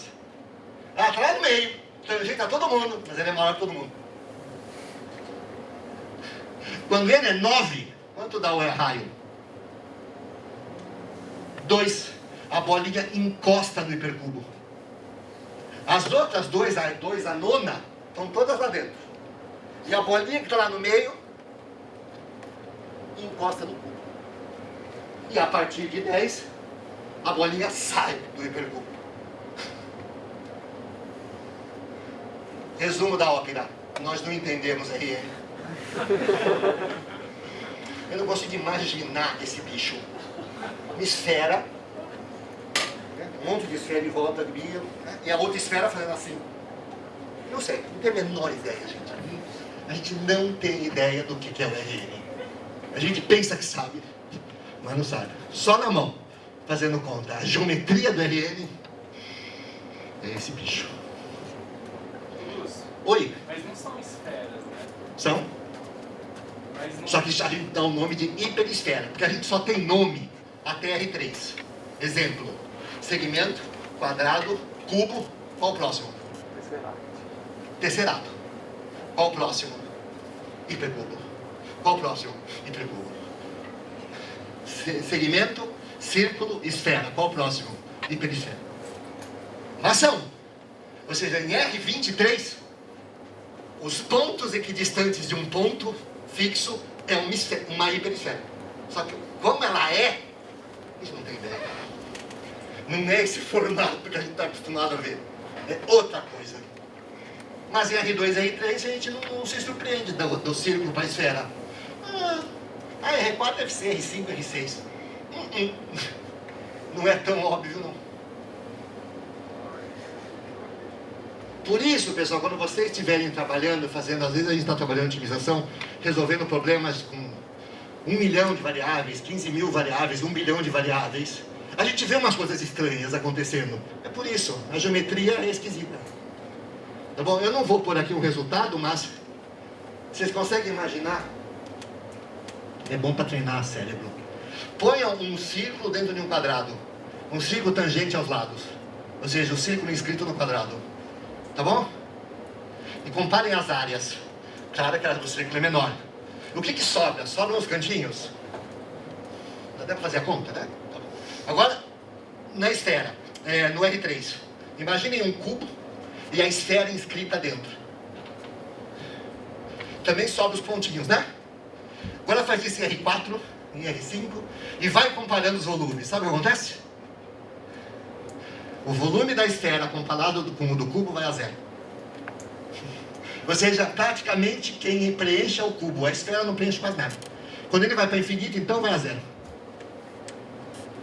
Ou seja, se você chuta um ponto aleatoriamente dentro do hipercubo e n é muito grande, a probabilidade é 0 de você estar dentro da esfera. A esfera não ocupa nada. Ela é uma coisinha. A esfera é esquisita. Os hipercubos não. Eles bem que mantêm a estrutura. Ok. Break in pieces. Cortar em pedaços menores pode ser uma tarefa árdua. E eles vão dar ao melhor de si. Então é o seguinte. A gente dado uma figura, seja ela no plano, no espaço, ou no hiperespaço, a gente chama de diâmetro a maior distância entre dois pontos. Tá bom? Por exemplo, a gente já está acostumado a só chamar de diâmetro no círculo, na esfera, etc. Mas qualquer figura a gente define o diâmetro assim. Qual é a maior distância que você consegue andar aí dentro? Tá bom? Exemplo. Qual é o diâmetro de um quadrado? De lado L, para facilitar. Ou de lado 1, vai? Raiz de 2. Porque a maior distância não é o lado, é uma diagonal. É isso. Então eu vou considerar figuras cujo diâmetro é finito. Ou seja, não é uma figura que contém um segmento de tamanho infinito. Ou seja, ela tem que ser fechadinha, bonitinha. Então, o problema é este. Problema. Eu dou uma região em Rn e você tem que cortar ela em pedaços de maneira que cada pedaço, o diâmetro é menor do que a figura original. Tá claro? Bem simples, né? Por isso que a gente chama pedaço. Tá bom? A conjectura é que são necessários, são suficientes n mais um pedaços. Tá bom? Será? Eu já pus conjectura, então vocês já ficam, mas fiz de propósito, para fazer um pouco de suspense. Vamos ver. Vamos pegar alguns exemplos fáceis. Você pega um segmento de reta em R, é só você cortar em dois, pronto, concorda? Os dois pedaços ficam menores. Quando eu falar menor, é que tem um diâmetro menor, tá bom? Vamos pegar um círculo. Tem que ser 3 pedaços. Porque se você cortar um círculo em 2, sempre sobra um diâmetro. É só imaginar. Ah, é verdade, né? Não tem como fazer só dividir o círculo em 2 pedaços. Um dos pedaços sempre fica com um diâmetro. Então tem que ser 3. Vamos pegar o triângulo também. Porque no triângulo, se você fizer só um corte, sempre sobra um lado. E, por exemplo, em particular, no triângulo equilátero, os 3 lados é o diâmetro. Então, sempre sobra um lado, então não pode. Então, em R2, parece que é 3 pedaços, N mais 1. E aí, vamos pegar agora a esfera em R3. Eu vou pôr o desenho, está aqui. São 2 soluções, como cortar uma esfera em 4 pedaços, de maneira que todos os pedaços tenham um diâmetro menor que da esfera original. Bom, então, estava todo mundo achando que N mais 1 é verdade.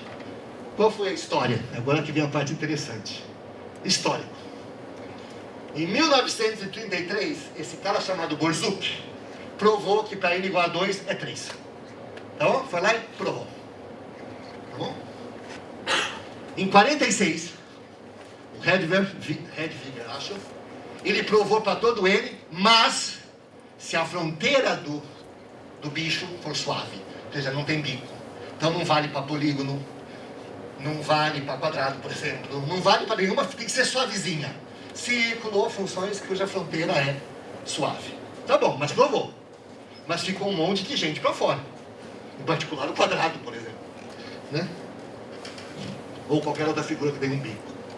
Em 1945, tem essa prova, eu devia ter posto nessa ordem. Prova para N igual a 3.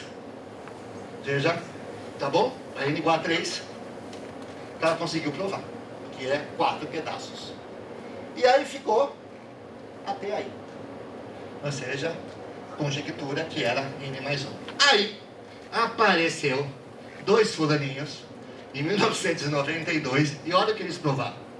Que para N bem grande, o número de pedaços é igual a 1,1 elevado à raiz de N. Percebeu? Só que eles não sabem quem é o N.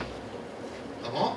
Ou seja, existe um certo N, que a partir desse N, o número de pedaços é 1,1, 1,1 elevado à raiz de N. O que é interessante é que para N igual a 9.162, 1,1 elevado a isso é um pouquinho maior que N mais 1, estão vendo? Então dançou. Porque significa que a partir de 9.162, não importa para que N grande vale, esse N grande é maior que 9.000. Se ele for menor, também vai dar errado, porque até vai dar para ele. Chegou a 9.162, dançou. Ou seja, isso aí pôs por terra a conjectura, mas sem provar. O cara não provou usando a conjectura, ou que não é. Ele fez um outro bound que derruba a conjectura. Então isso também se faz em matemática. Às vezes você procura a demonstração aqui, mas ela está em outro lugar. É outra estrutura, é outro tipo de argumento. E eu gosto muito desses problemas de matemática, que é assim, vale até N igual a tanto. No N igual a, sei lá, 5.012 já não vale mais. É isso, a gente não entende. Como é que pode ser que para todo N vale, chega nesse não vale? Que porcaria é essa? O que tem no RN que estraga? Não sei. É isso, a gente não entende RN. Próximo. Eu sou o número 6174. E o jargão aqui, né, a chamada é: um embaralhamento expõe um segredo misterioso. Alguém já ouviu falar desse número? Tem muita coisa na internet sobre ele. Vocês já ouviram falar? Não? Nunca? Ah, que bom. Então é o seguinte. Eu vou fazer a seguinte interação. Eu vou começar com um número natural de 4 algarismos, mas não todos idênticos. E vou fazer o maior número que eu conseguir, menos o menor. Tá bom? Com aqueles 4 dígitos. Por isso que não podem ser todos iguais. Porque se forem todos iguais, o maior e o menor é o mesmo, dá 0. Ah, sem graça. Tá bom? Bom, de novo, exemplo. Adoro exemplo. Tá aqui. Vamos pegar um número. Tá, 1, 2, 3, 4. Qual é o próximo? Qual é a maior permutação entre 1, 2, 3, 4? E a menor? Ele mesmo. Ou seja, o maior menos o menor, a menor é só inverter a maior, tá bom? Então tá aqui. Deu quanto? 3.087. O que eu faço agora? Qual é o próximo? 8.730 menos 0,378. Deu? 8.352. Tá bom? E agora? E agora? Faço de novo? O que aconteceu? O 6174 é misterioso. Você faz isso com ele e dá ele. Ou seja, pode seguir e vai ficar o quê? 6174, 6174, 6174, 6174. Ah, tá brincando. Vamos pegar o nosso ano, 2022. Certo?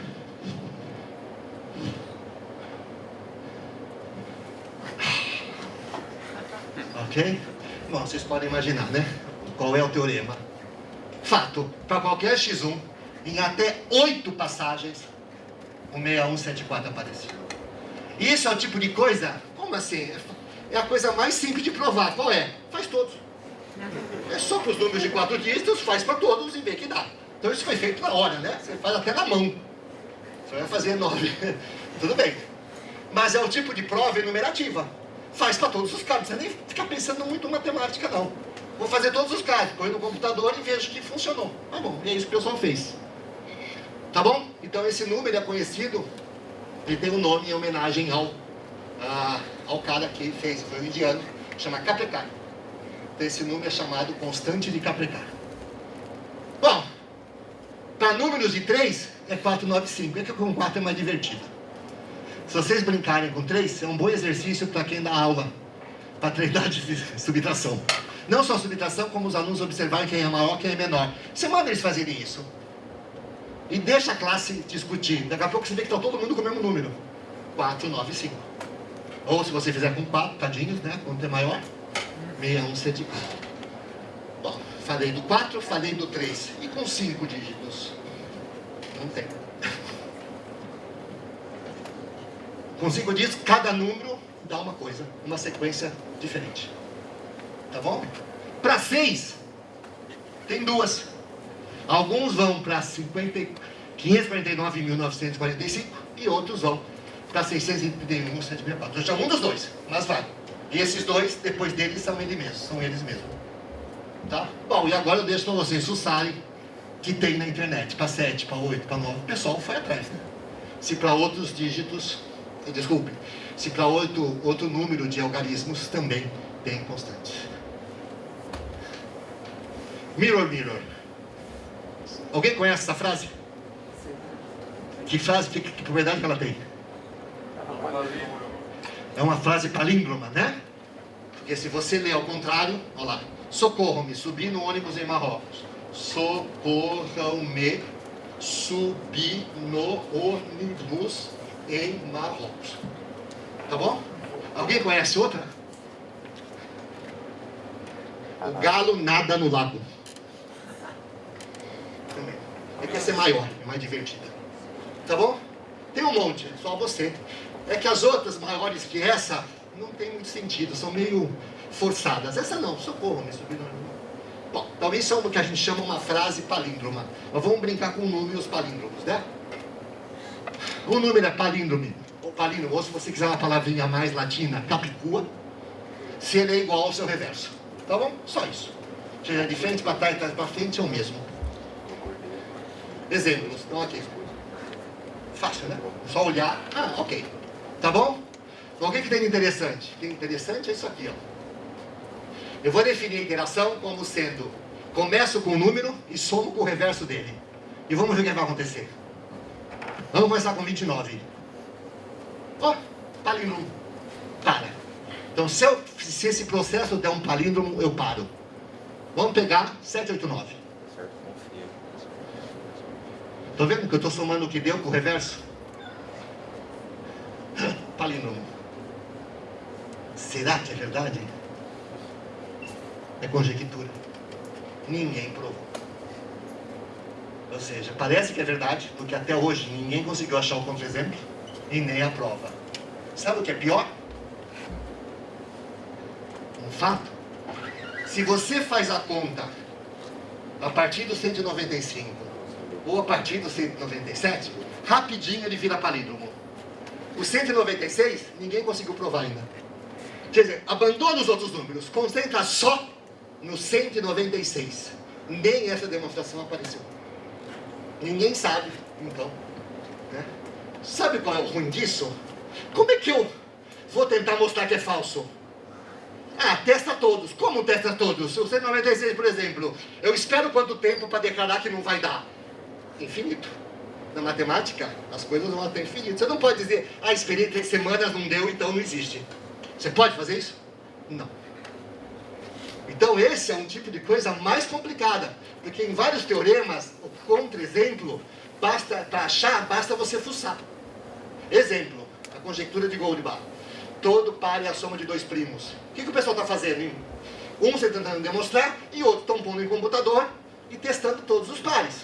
Tudo bem, uma hora você vai ter que ir até o final, porque não vai dar. Mas pelo menos cada passo é finito.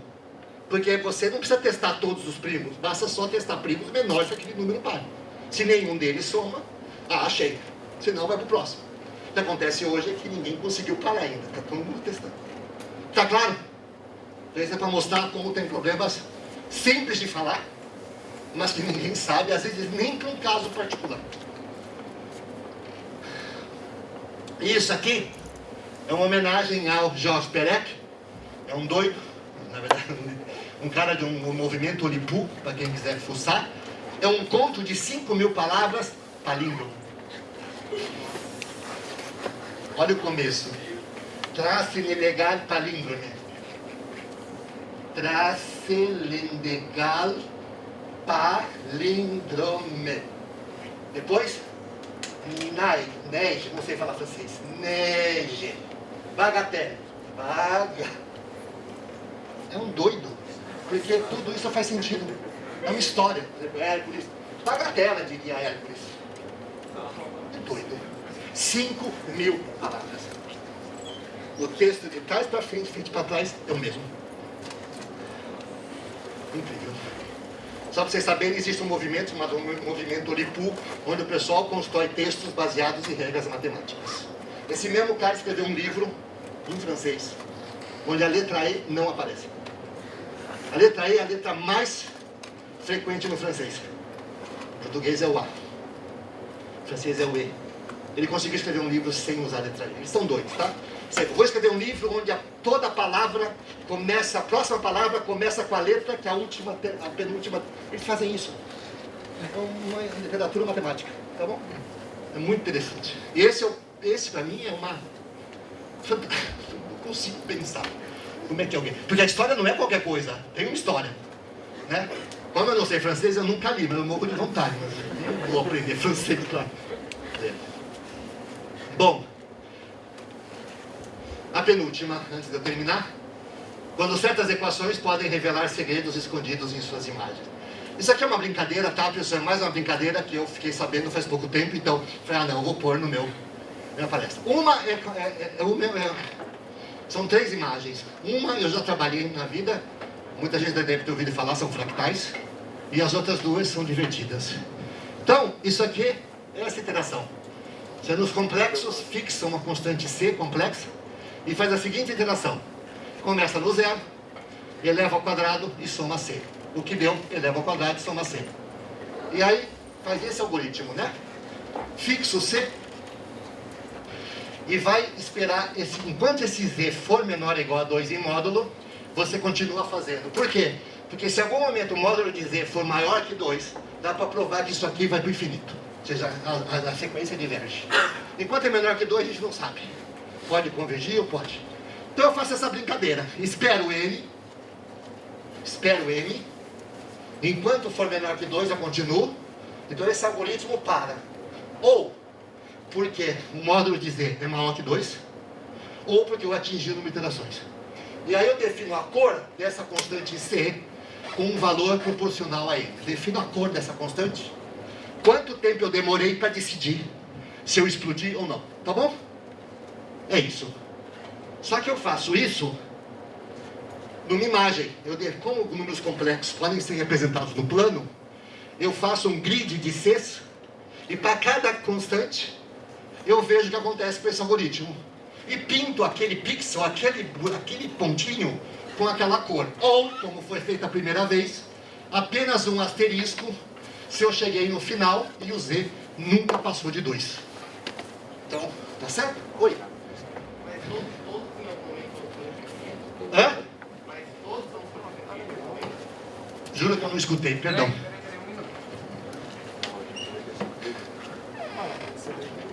Mas em todos os casos, uma hora você vai acabar explodindo pro infinito? Não, por isso.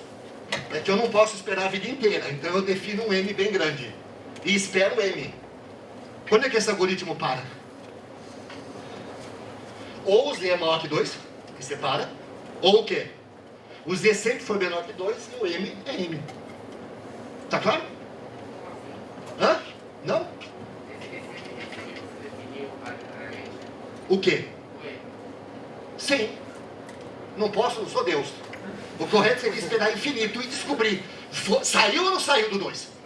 Como eu não posso fazer isso, eu espero M. Põe o M igual a 200 milhões. Claro, quanto maior o M, mais perfeito fica a sua análise. Para dizer se aquela C ela é tal que a sequência diverge ou não. Porque com um M pequeno, talvez com um M pequeno eu fiquei menor que 2. Mas se você tivesse esperado mais 10 derivações, eu saía. Tá certo? Mas eu não posso fazer isso. Então quem fez isso pela primeira vez foi um cara chamado Mandelbrot. E ele fez isso, ele só não fez nem cor. Ele pôs um asterisquinho. Se eu sempre fiquei aqui dentro, o Z nunca passou de 2, eu ponho um asterisco. Tá bom? Então ele fez isso em 78 e deu esse dia. Num computador IBM, né? Não tinha computação gráfica nessa época, num papel. Imagine que é um grid no plano complexo. E deu esse bicho aí.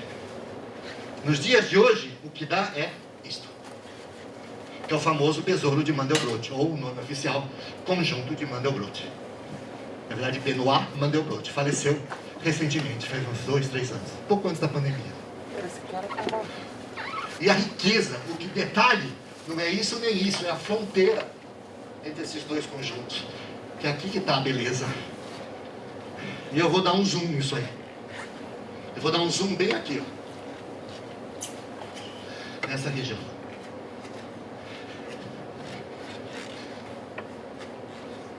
Agora eu vou dar um zoom de novo. Só piora. Vou dar um zoom lá no meiozinho. Olha quem apareceu. Ele.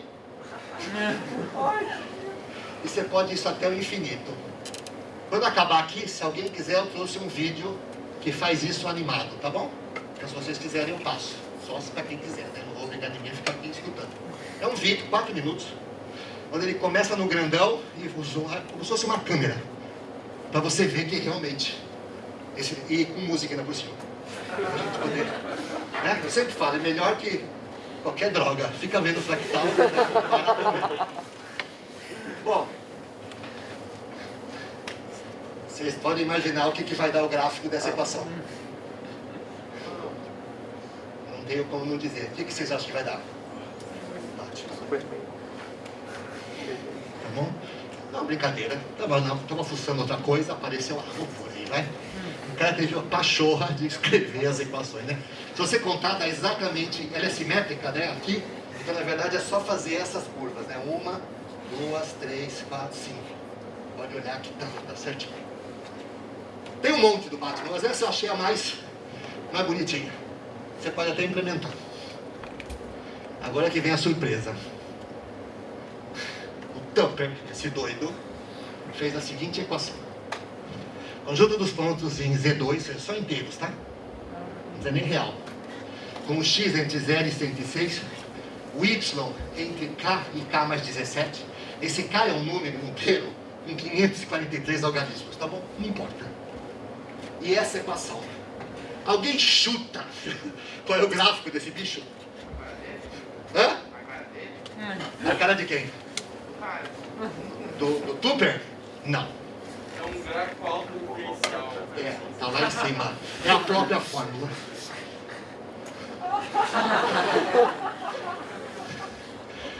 Esse cara não dorme, acho que não vive, né? Não toma mais servo, ou toma, né? Sei lá, de repente toma. Eu fiquei impressionado, fui atrás, tem que fuçar, tá na internet, tem um gerador disso, tá? Você pode gerar as suas equações lá que ele gera. A equação e o que... É uma loucura. Né? O truque é mexer com a representação computacional dos números, né? Por isso que ele tem que tomar números assim, inteiros estrondosos, é muito grande. Mas vale a pena.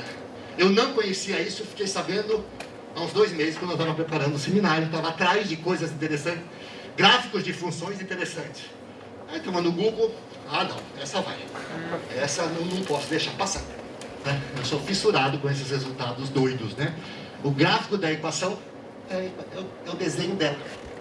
Por isso que eu já deixei lá, né? Você já conhecia ou foi pelo nome?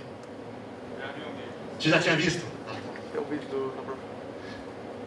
Bom, e por fim, alguém assistiu essa série? Chama Big Little Lies. É muito boa. É sobre isso.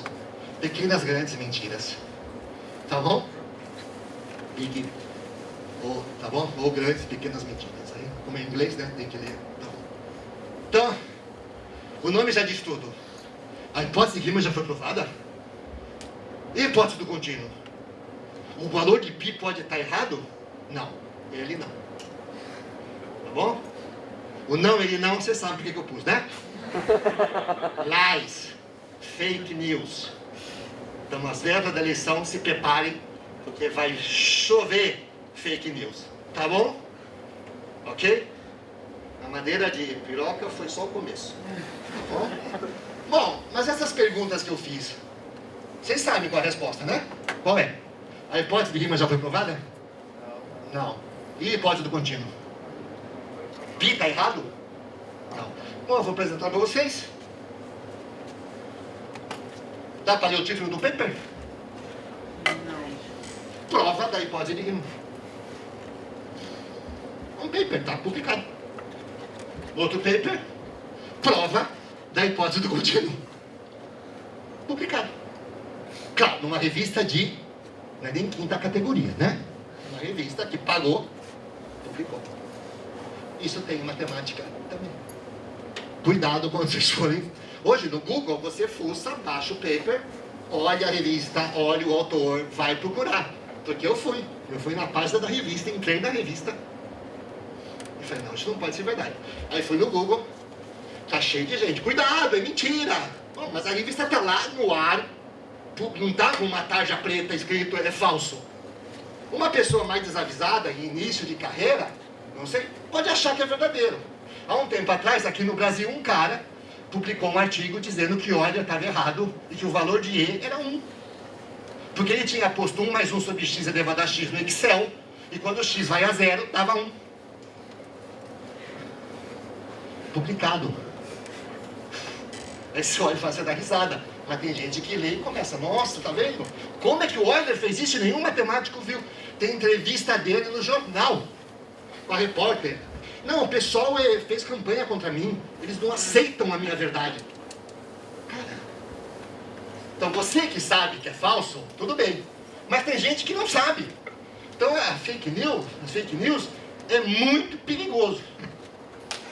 Outro. Lembra dos números perfeitos? A prova de que não existe. Eu falei que é uma conjectura, ninguém conseguiu. Nessa revista está a demonstração. Só para brincar, eu fui num site que gera papers. E gerei um paper. Vocês estão vendo o nome do autor? Quarto CEMAP e 22. Você dá um nome, ele gera um paper para você. É isso. Os caras podem ter feito isso. Não duvido que talvez quem publicou esse negócio fez de propósito. Para mostrar que a revista... Mas não sei.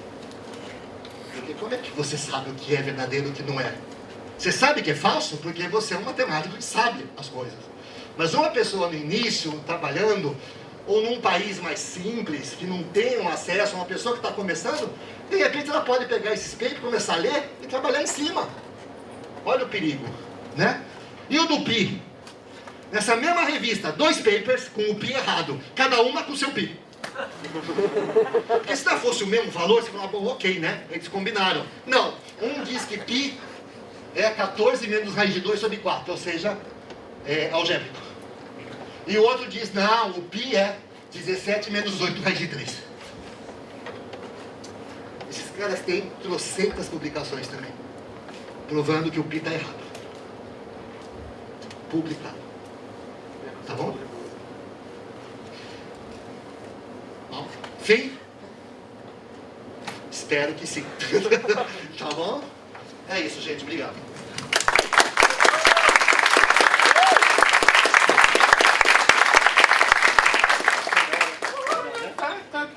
Perguntas, pessoal? Alguém tem alguma pergunta, professor Lúcio?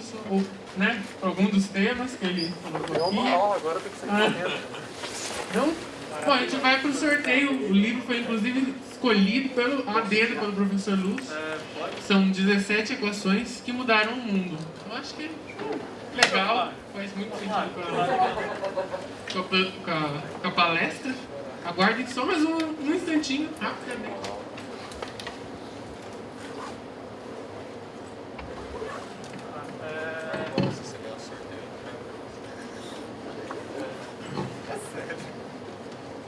Ô, professor, o vídeo, se quiser passar o link pra gente manda no grupo. Ah, é, a gente tem um canal. Aliás, todo mundo aqui tá Se alguém quiser, põe agora. Querem assistir? 4 minutos. Tem aula, professor. Ah, tá bom. Eu passo para eles e depois cada um vem em casa com tudo. A gente passa no grupo, todo mundo entrou no grupo no WhatsApp, né, da Senap? Beleza. Então a gente joga... O vídeo que eu peguei não foi o que eu fiz, não. Peguei da internet. Tá? Perfeito. Deve ter no YouTube, né? É do YouTube, perdão. Tá bom, eu jogo no Eu dou o link. endereço para vocês. Perfeito.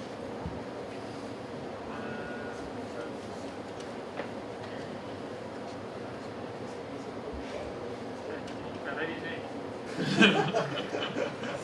Peguei, o pessoal da comissão também estava assistindo a palestra, né? Pois é. A gente estava interessado em ver.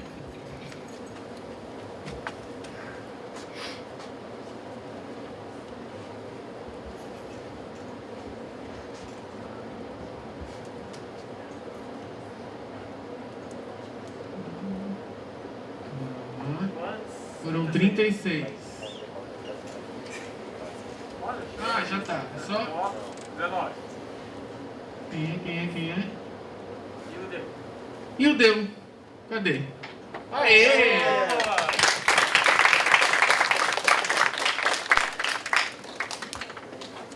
Já foi aqui.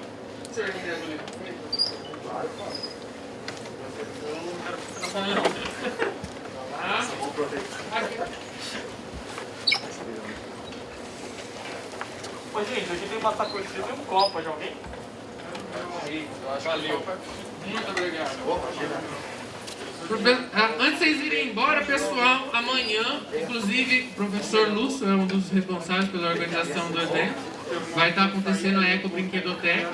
Amanhã eles vão chegar às 9, lá pelas 10 e pouco vai estar montado aqui fora. A partir das 10 aqui no salão do evento. Que faz brinquedos educativos a partir de sucata.